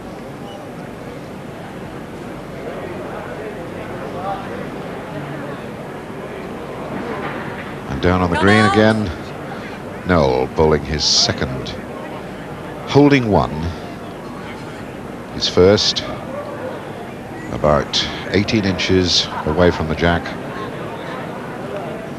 his second about 2 foot short, counting 2 at this precise moment, right down below us. Oh, Tommy's not going to arrive. Well, Tommy did ahead of his bowl. The bowl stopped short. Tommy steps back a long way to look at this. Noel takes out the 1 that he knows for certain he's got. And Tommy decides it's as well to have a little break in the proceedings and to have the markers on. In the dark glasses, Frank Lomas, and leading the way to the head, the tall figure of Joe Owen.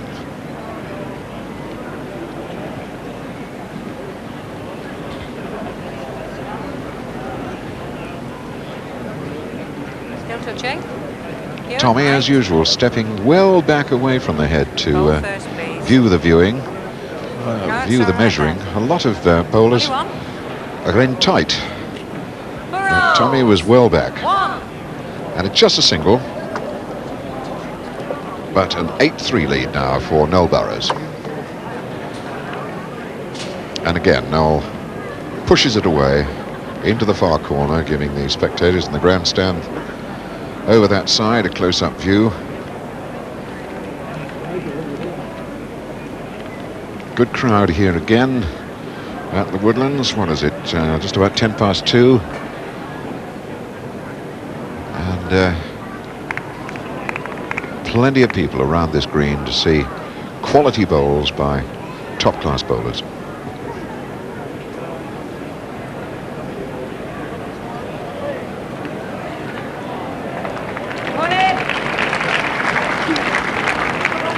Crowd indicates that Tommy Johnston has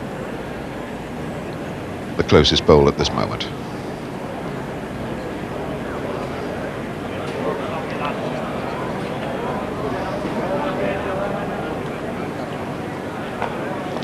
Gary Newbon with several of the players. Alongside him there is Gary Wallace. Then Higginbottom in yellow just beyond him, and Mike Smith there as well.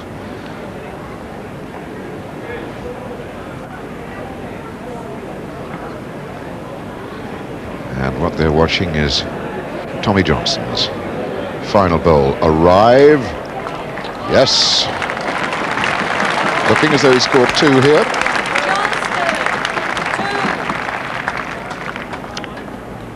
So Tommy picks up 2.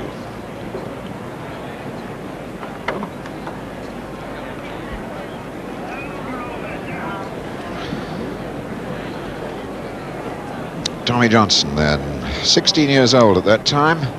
He'd already won a couple of tournaments and became quite a character with his long hair there when he became a plumber. Since then, of course, married to a prominent lady bowler who was Karen Galvin, now Mrs. Johnston. And now, 1989, he's won the Waterloo twice in his career.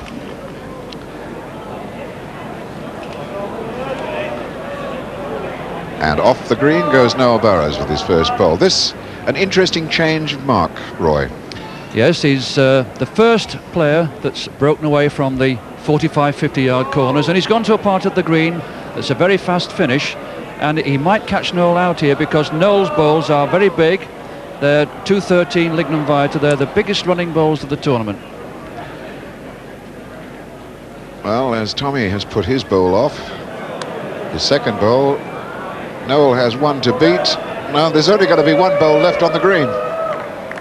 Johnston. And it's wearing a blue sticker, so Tommy scores a single.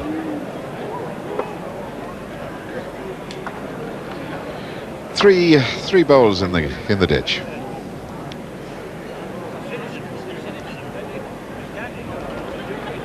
So Tommy sets his mark out.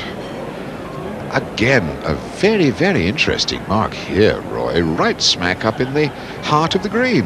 Very unusual for Tommy, this. He's known as about a 40-yard player. This is about 27 yards, right to the centre of the green. It is uphill, but it gets on the bare part, it just trickles past. Got about 1 yard and 6 inches. Let's see how Noel copes with this. No, he couldn't climb up the crown. Didn't have its mountain boots on.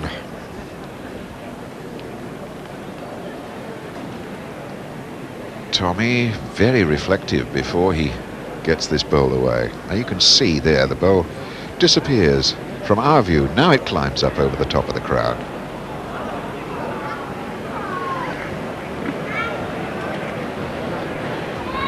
Well, he's counting 2 at the moment.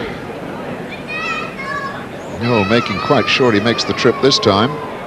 Got it right. Absolutely spot on. Burrows. 1. Gary Wallace, what advice would you give to Tommy Johnston at the moment if he's going to catch up?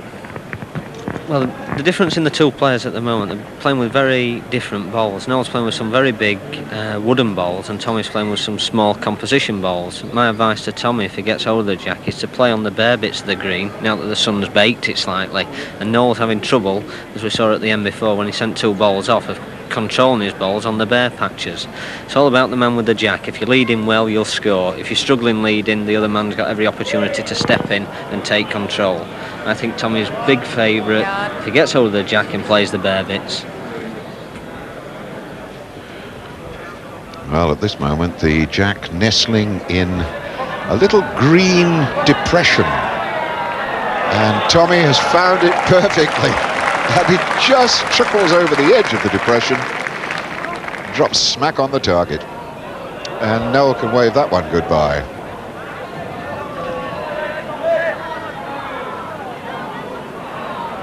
That's in the ditch. Now, Tommy, you haven't got to do too much here. Anything less than, what, 8 feet from the jack and you must get 2. Whoa, they say, whoa!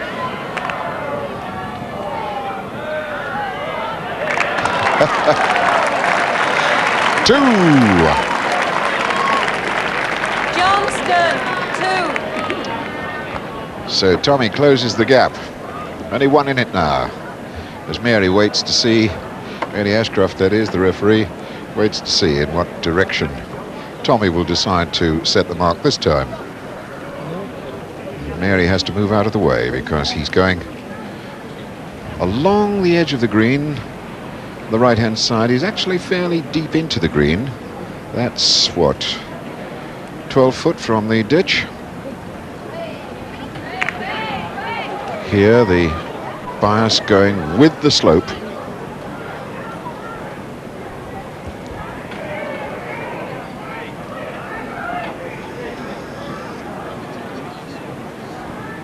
No, good control.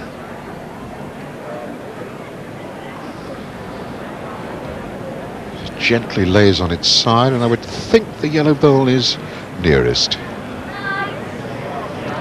Tommy cutting this much tighter. You're very little over, Noel.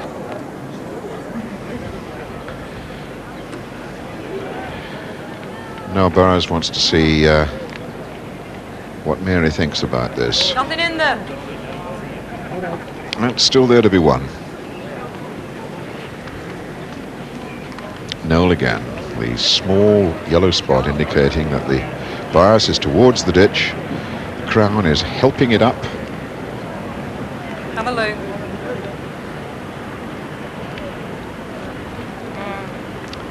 Well, it's one yellow bowl, I would have thought. Measures, please. It's measures. Yeah, it's the block's just funny angle, isn't it, really? Well, it's a measure and all. No, Noel's kicked one out. It's a measure for one. See little brown spot, you got your jack on then, Tom. And Tommy, in his usual style, stood about 7 yards back, and he actually pointed to his own bowl, Hugh, so Tommy fancies his own. Either or. Well, indeed, as he would. Because if he is counting here, it'll be 9 across. And he's come from, 5-1 down to get into this position. Yes. Burrows, 1. Well, Tommy was wrong in his forecast. The shot goes to Noel Burrows, and Noel is 10-8 in front. And Tommy has lost the block.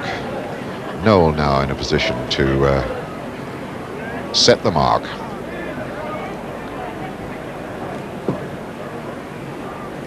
And his big heavy bowls should be in good stead for him on this mark. Roy going up the slope, he's got to push them up there. Yes, going about 45 yards here, through most of the green parts of the green, the luscious part, the holding part.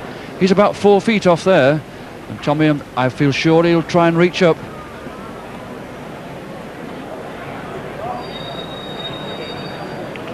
Very good lead. He's in all right.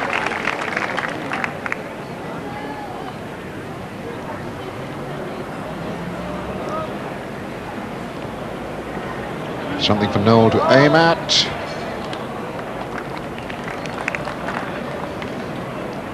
I think Tommy may wait for a moment to find out. Yes, Tommy's on.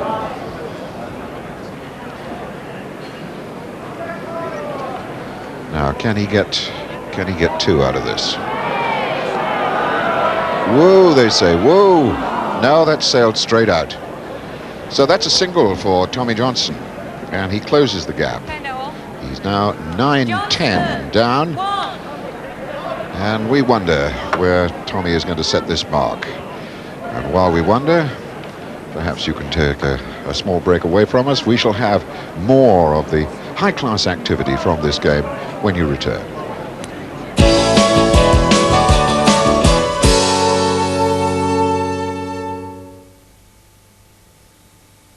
Dentists warn that plaque is a major dental problem.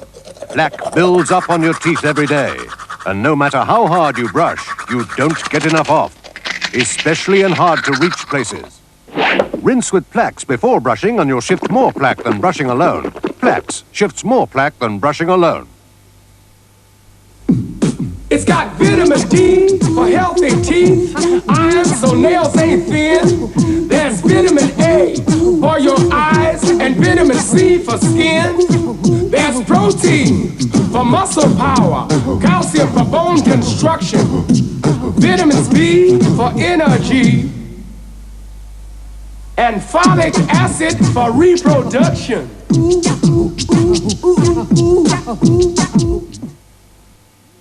Now you can get a whole year's interest-free credit on Sony products from those awfully nice comic people.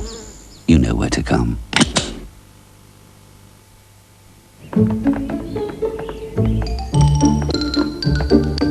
What does T-Rex mean? King of the Tyrannosaurus, Clarence. I thought it might be king of teas. That's deadly, lad. And all this looking at dry old bones makes me want a cup. With our blend and 2,000 perforations, all that flavour flows out. Deadly tea'd revive anything. It's only me. Sydney, I've a bone to pick with you. Whether you work your dog, show your dog, or just love your dog, Pasco's Complete Balanced Dog Food. Dogs love it. You guys come with Lum Polly? Could have saved yourself 100 pounds. Get away. Get away for less with Lun Polly.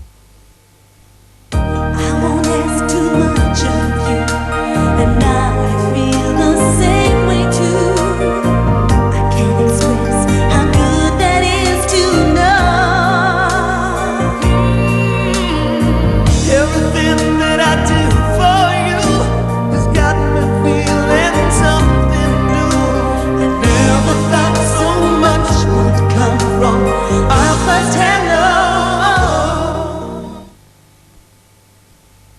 You won't believe how much fun you can pack into a day at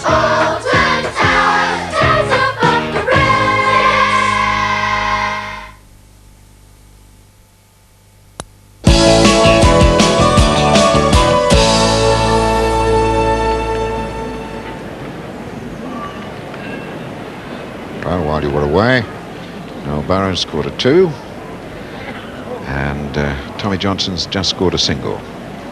So 10-12.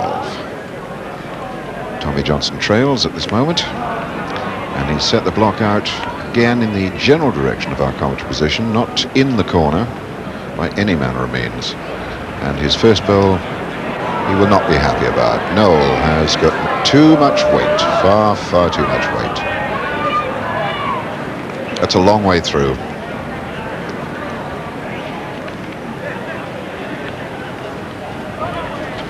Tommy narrowing his line with his second bowl.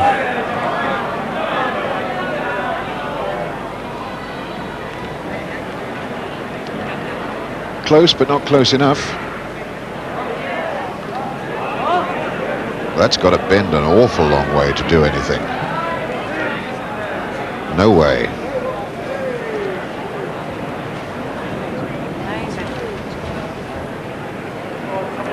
So a single to Tommy Johnston on what has to be considered a very slack end.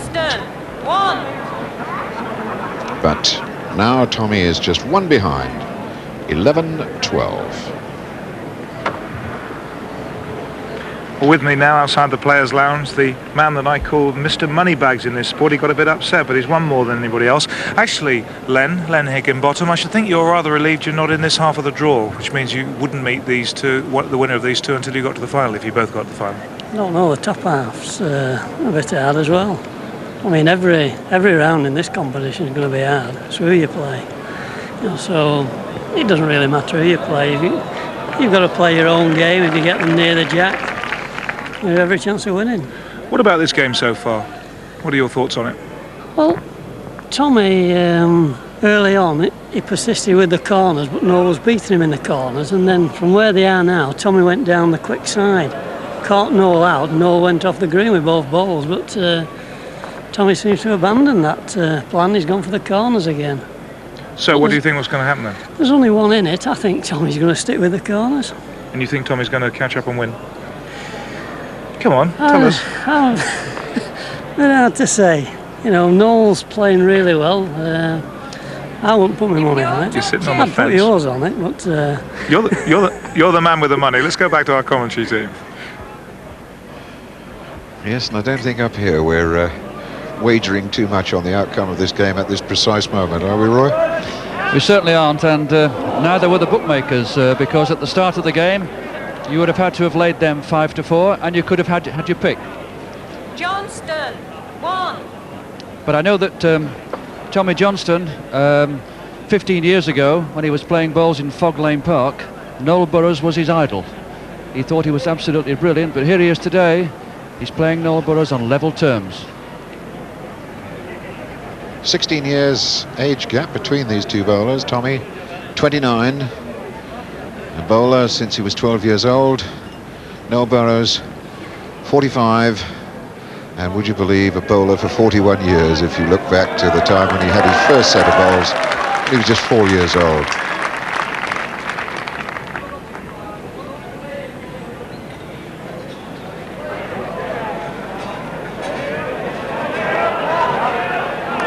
That's not a bad bowl, is it? And in fact, this match, I suppose it's fair to say, is just starting. Well, we've played 18 ends of bowls. Here we are at 12-12. Thanks, Tom. Unlucky Tommy. That was a superb try to pinch it.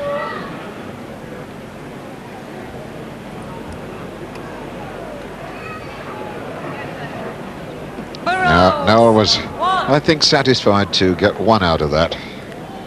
Get his nose in front, 13-12.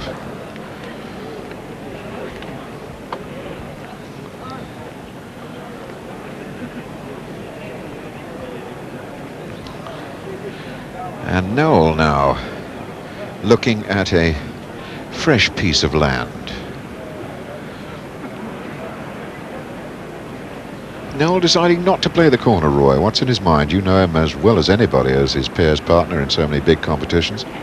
Yes, I think he's noticed that Tommy's getting his bowls quite near on the other corner, and of course Tommy played those corners in his previous match when he beat Colin Trousdale. So Noel's going up here about 29 yards, and I think if he counts this end, he will try the opposite corners.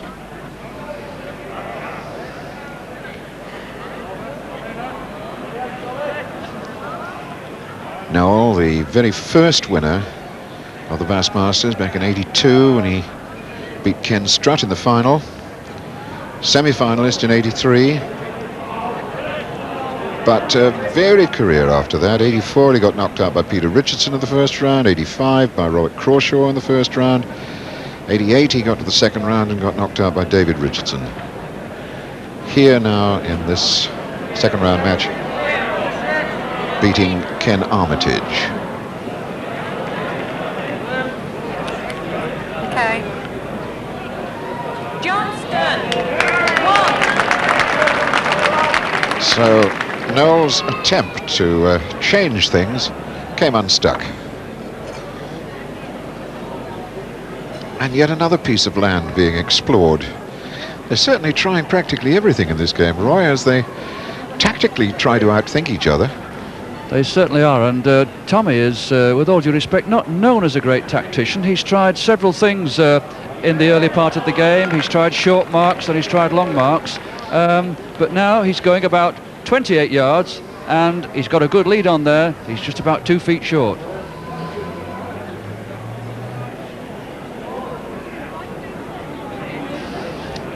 Well, just as Noel's bowl arrived, About 15 inches. Tommy's bowl sat down backwards, but the blue bowl might still be in by 2 or 3 inches. I think I overheard Mary Ashcroft indicating that.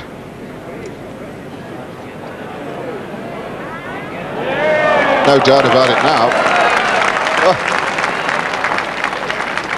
But he has moved the jack fractionally towards the yellow bowl, and you wonder now whether he is counting 2 or whether that last bowl is the only one that's counting. I think Tommy has pointed to some friends in the crowd at that moment and indicated that the movement of the jack has taken it away from his first bowl. Noel having a close look at this, but I would think that a strike is not on here. Now, I think what he's looking at, Hugh, is he's looking at the possibility of playing the other peg. If he can play a yard over the other peg, he can cut the bowl out or take the jack. He's got plenty of running in that bowl with a contact which never comes. Measures, please. Yes, it is a measure now for 2. Play this one out, Noel. Have a look at it.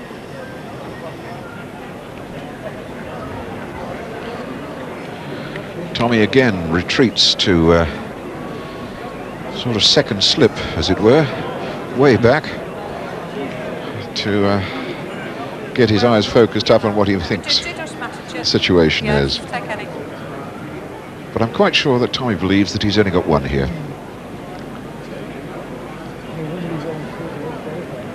Right.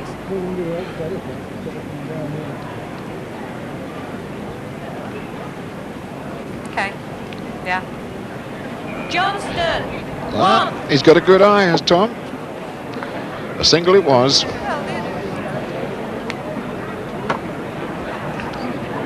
14-13.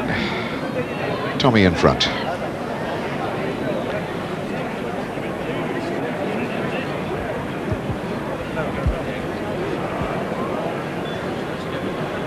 Right, with me now is Stan Frith, who's already through to the quarterfinals. Who do you think is going to win this one and get through to the quarterfinals? Well, I missed the beginning of the game, but I fancy Tommy Johnston because he's come from behind, he's gone in front at the right time, or 2/3 throughout the game, so I just think Tommy may pull it off. But you never know with Noel, he's such a good bowler. What's Tommy got to do to make sure he wins now, because he's just got his nose in front? Well, I think he's got to lead A little bit better than that. No, he hasn't. I think he's got to lead better. If he can put a good lead on, he's putting Noel under pressure, and it makes it harder for Noel then. With these difficult conditions, the lead's even more important, it seems. It is, especially down at this end there, where the green's very brown in places, and they just run forever. Now this ball's, they'll have to stop. It never looked like going out, but it's just gone, what, 2'6" through, and it never looked like going that far at one time. Thank you, Stan.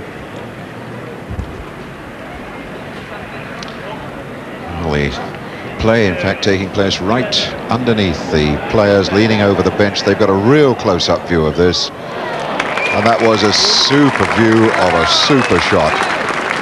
Two beautiful shots then for Noel Burrows. So Tommy Johnston was in front just for one end. He was ahead at 14-13 for the first time in the game at 21 ends played. Now at 22 ends played, Noel Burrows is back in front, 15-14.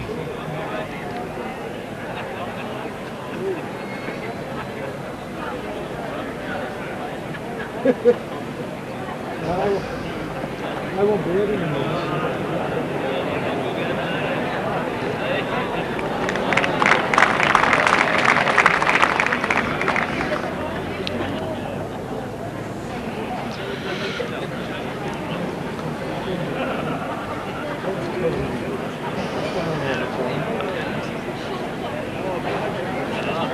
So Noel holding one here.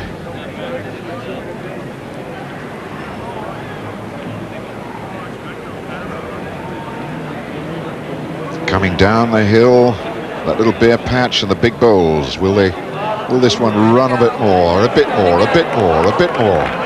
Unbelievable. You'd have sworn for all the tea in China that bowl had stopped running. And still found another something. Tommy bashing that one out. A little bit of venom in it. And missed.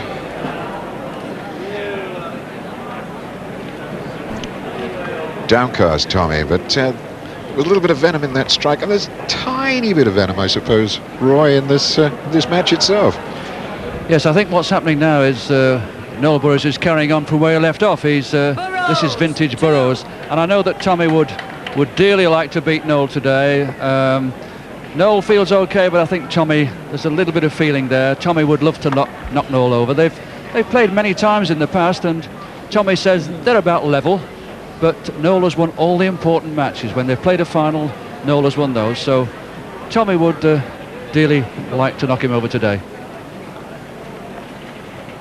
Well, certainly there are signs of the old vintage Noel Burrows in the action down there at the moment. The style that took him to so many titles over the years, and you can almost write a book, big volume on the history of Noel Burrows' successes in the game of crown bowls, and then additional chapters in recent times of his successes in the flat game.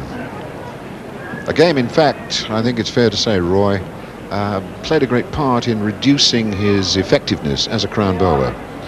I believe so, yes, because Noel's ability to play the flat green game means that he qualifies for the finals, which take place in April, and he doesn't get a chance to sort of get back to crown green until the middle of May. And this year he's certainly been off the boil. His backswing went shorter, and here at the Bassmasters we've seen him something like his best. Johnston, one.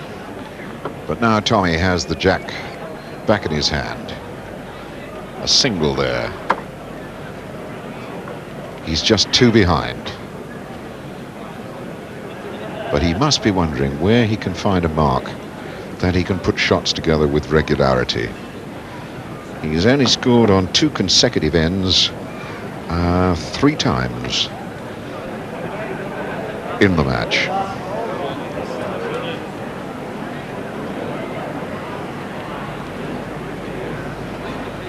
His lead is not a pressure bowl. There's very big spheres of Noel Burrows. They keep on running at the back end, don't they, Roy? Yes, it's almost as if Tommy's been listening to Gary Wallace, because what he's doing is taking Noel to the fastest parts of the green. But Noel Burrows, with these bowls, these 213 bowls, is an absolute master at stopping them on fast parts of the green. I don't, in fact, know anybody else who could do it.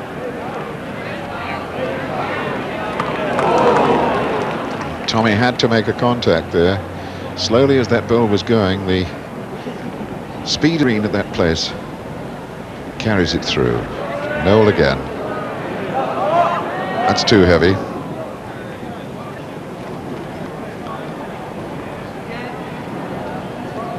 One out of two isn't bad. 50% success rate from that particular mark. Burrows, 1. And now things are looking a little bit serious for Tommy Johnston. 3 behind.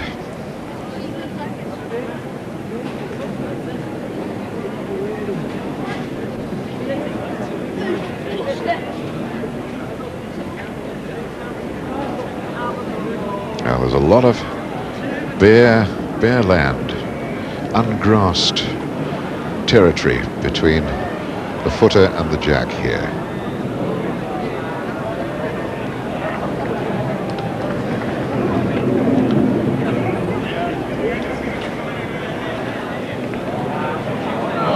Oh, Tommy, you got that terribly wrong.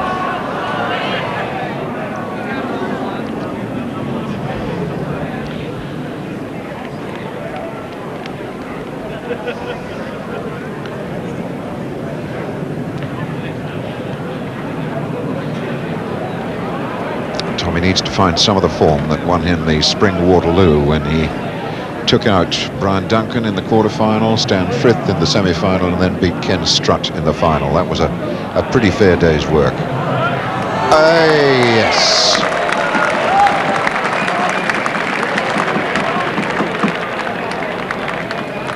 Tommy looks at the players leading over the bench outside the players' lounge and said, "Phew, I needed that."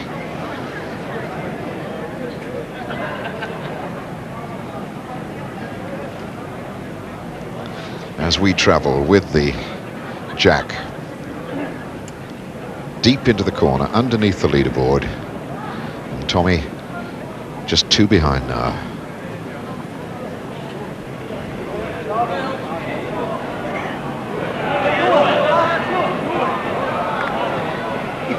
Now that's well short.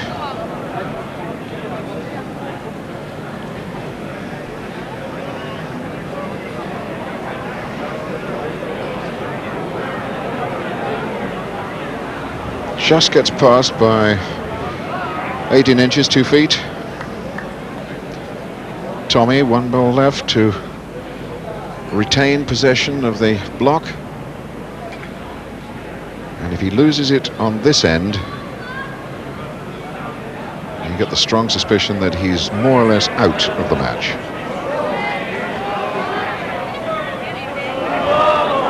Just inches past, the blue is there.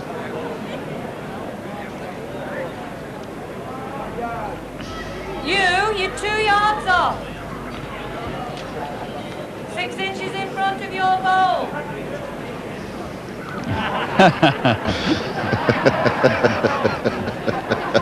That was Noel adding it up on his fingers to work out the exact mathematical proportions of this head.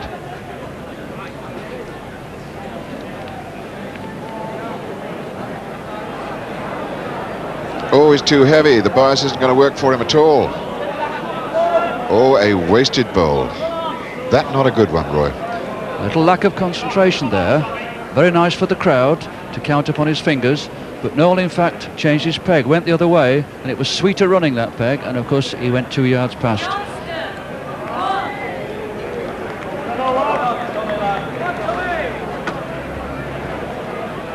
Well, the tension and pressure of this game now getting to the pair of them.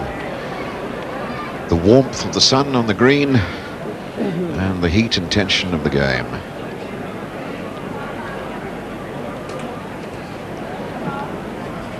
As Tommy sets off with hope.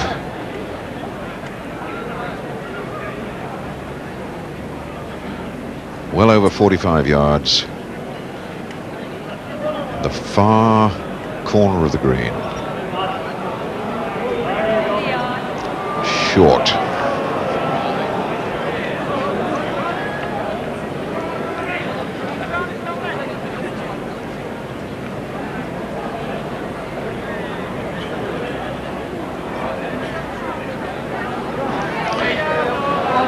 Noel is up, but only just.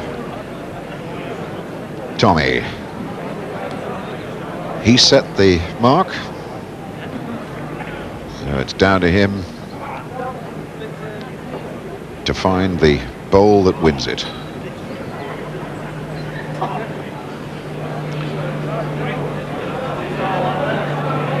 That's better. That's the one. It's still loose, it's still behind by some distance, but it's the counter.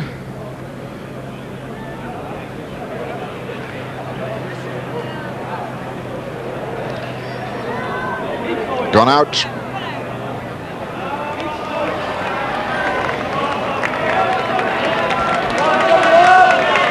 And for the very first time in the match, Tommy has scored on 3 consecutive ends. And the tension mounts. 18 across.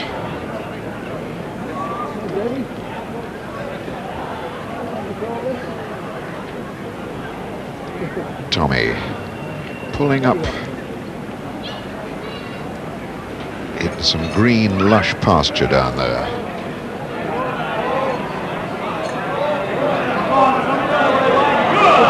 Crowd urging that bowl on. Finish short and wide.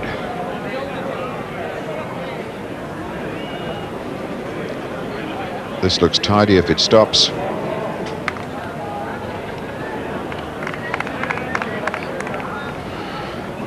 Well, it must be the sunshine doing that. It certainly isn't the game, because the game is electric, vibrant, full of interest. And Tommy sprints ahead of his bowl, wants to see it arrive, and has a little joy in his heart to find that he's got the one that Noel Burrows has got to beat.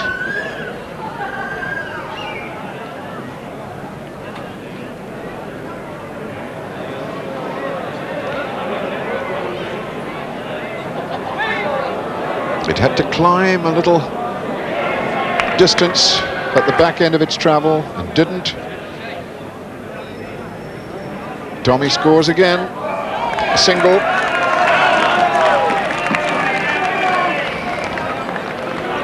The crowd rallying to Tommy Johnston now.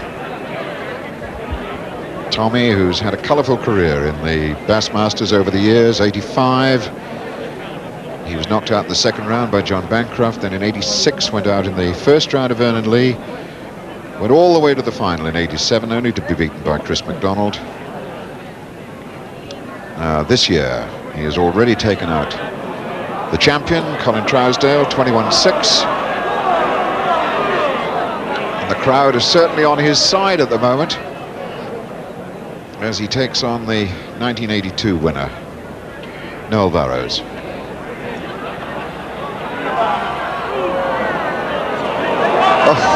The blue bowl is still counting, but it's a long way behind. And Noel Burrows sometimes dwells too much on little pieces of bad luck that come his way. That's 2 knocks that have gone against him. It's important for him to put those out of his mind. When we play in pairs, I usually tell him to forget it, get on with the game.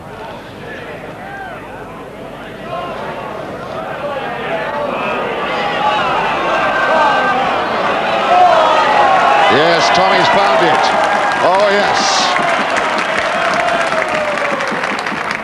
Noel will have to pull out something really quite miraculous to pinch this one back.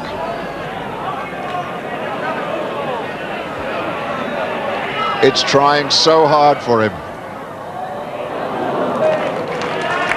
Didn't make the trip by about 8 inches, that's all. And Tommy scores again. 2018.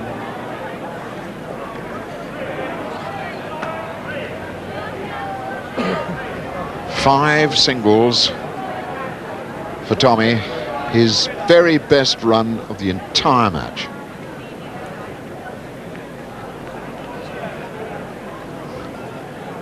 Almost the identical mark again. Same area of the green. Right smack under the leaderboard, which Tommy believes will in just a moment display the fact that he is through to the quarterfinals. That bowl may be the one that does it. Noel Burrows still has something to say about it, though. What an unlucky finish. What an unlucky finish.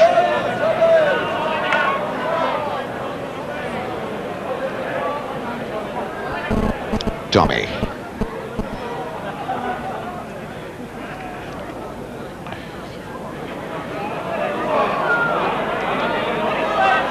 Oh, yes. Tommy looks to be going out in style, but that is a target.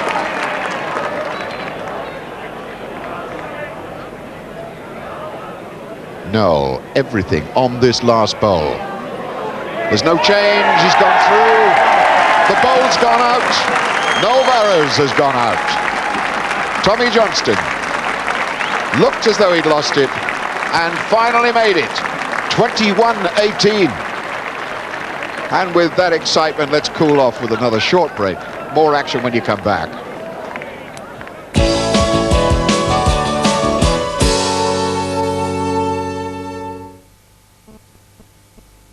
At World of Leather, we've reduced everything, including some X-display models at substantial discounts. There's interest-free credit on purchases over £500. You'll find our smallest prices in our biggest summer sale.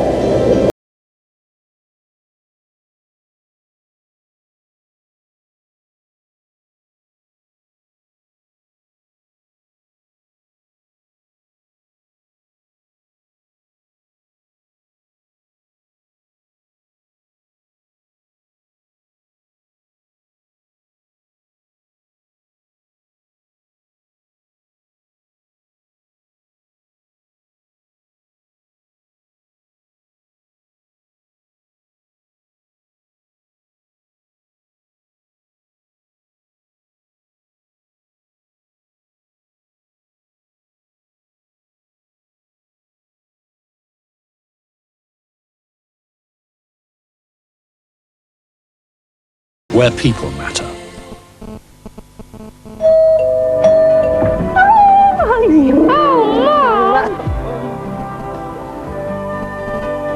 Did it rain? Not all the time. But you had fun. Pretty exhausted, really. And we ran out of golden drummers. Really? Tender turkey, shaped into boneless drumsticks, coated in crumb. It's great to be home, Mum. Bernard Matthews' Golden Drummers. Good to come home to.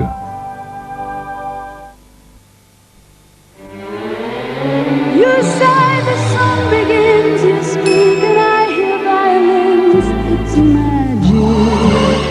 How else can I explain the rainbow when there is no rain? It's magic. Why do I tell myself these things that happen are really true? When in my heart I know the magic is my love for you. Cook Electric, and you've got everything under control.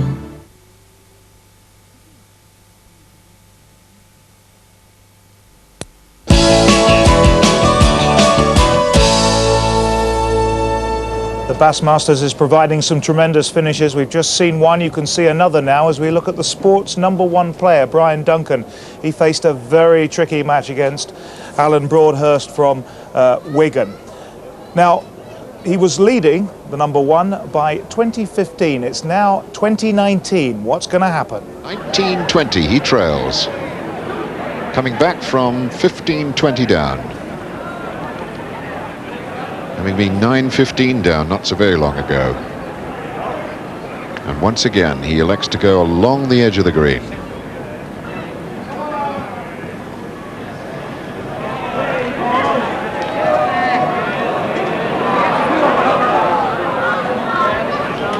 Test of Brian Duncan's nerve here now.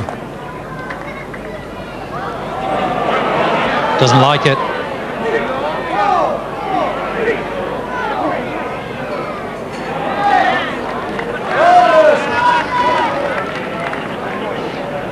It's an awkwardly placed bowl, though, from Alan Broadhurst's point of view.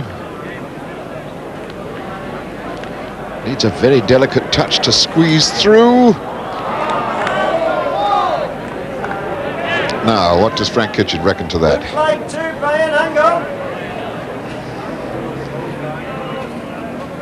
Frank Kitchen climbing up on the edge of the bank. It could be game against Brian Duncan now. Brian Duncan's last bowl. Is it the last bowl he'll put in this competition? It is indeed. Brian Duncan is out. The top man in bowls has been taken out by Alan Broadhurst. A remarkable finish to a game that Brian Duncan seemed to have won 10-12 ends back. And Alan Broadhurst came back from 15-19 down to win it 21-20. You don't get them much tighter than that. Major upset that, Roy Armson. It's been a tournament like that so far, hasn't it? It certainly has, and there's been some fantastic bowling. We've really seen some great bowling today, and Tommy Johnston won that game through just sticking in and using his brains, really, which he doesn't normally do, you know, but it was a really good finish. And nice to see Noel playing so well, but he'll be disappointed, I know. You've mentioned Tommy Johnston there. I got a sneaky feeling that we could have seen the winner there this afternoon. What do you think? Yes, I think you're right. I think, and the bookmakers will think so too. I think they'll probably make Tommy one of the joint favourites now. Who else? Len Higginbottom, do you think? Yes, Len Higginbottom, Stan Frith and John Gurney. Well, we've got a lot to look forward to tomorrow. I hope the weather conditions are good. It's been marvellous weather. It's been beautiful today. Perfect conditions for bowling. Great. Well, there you have it from one of the experts.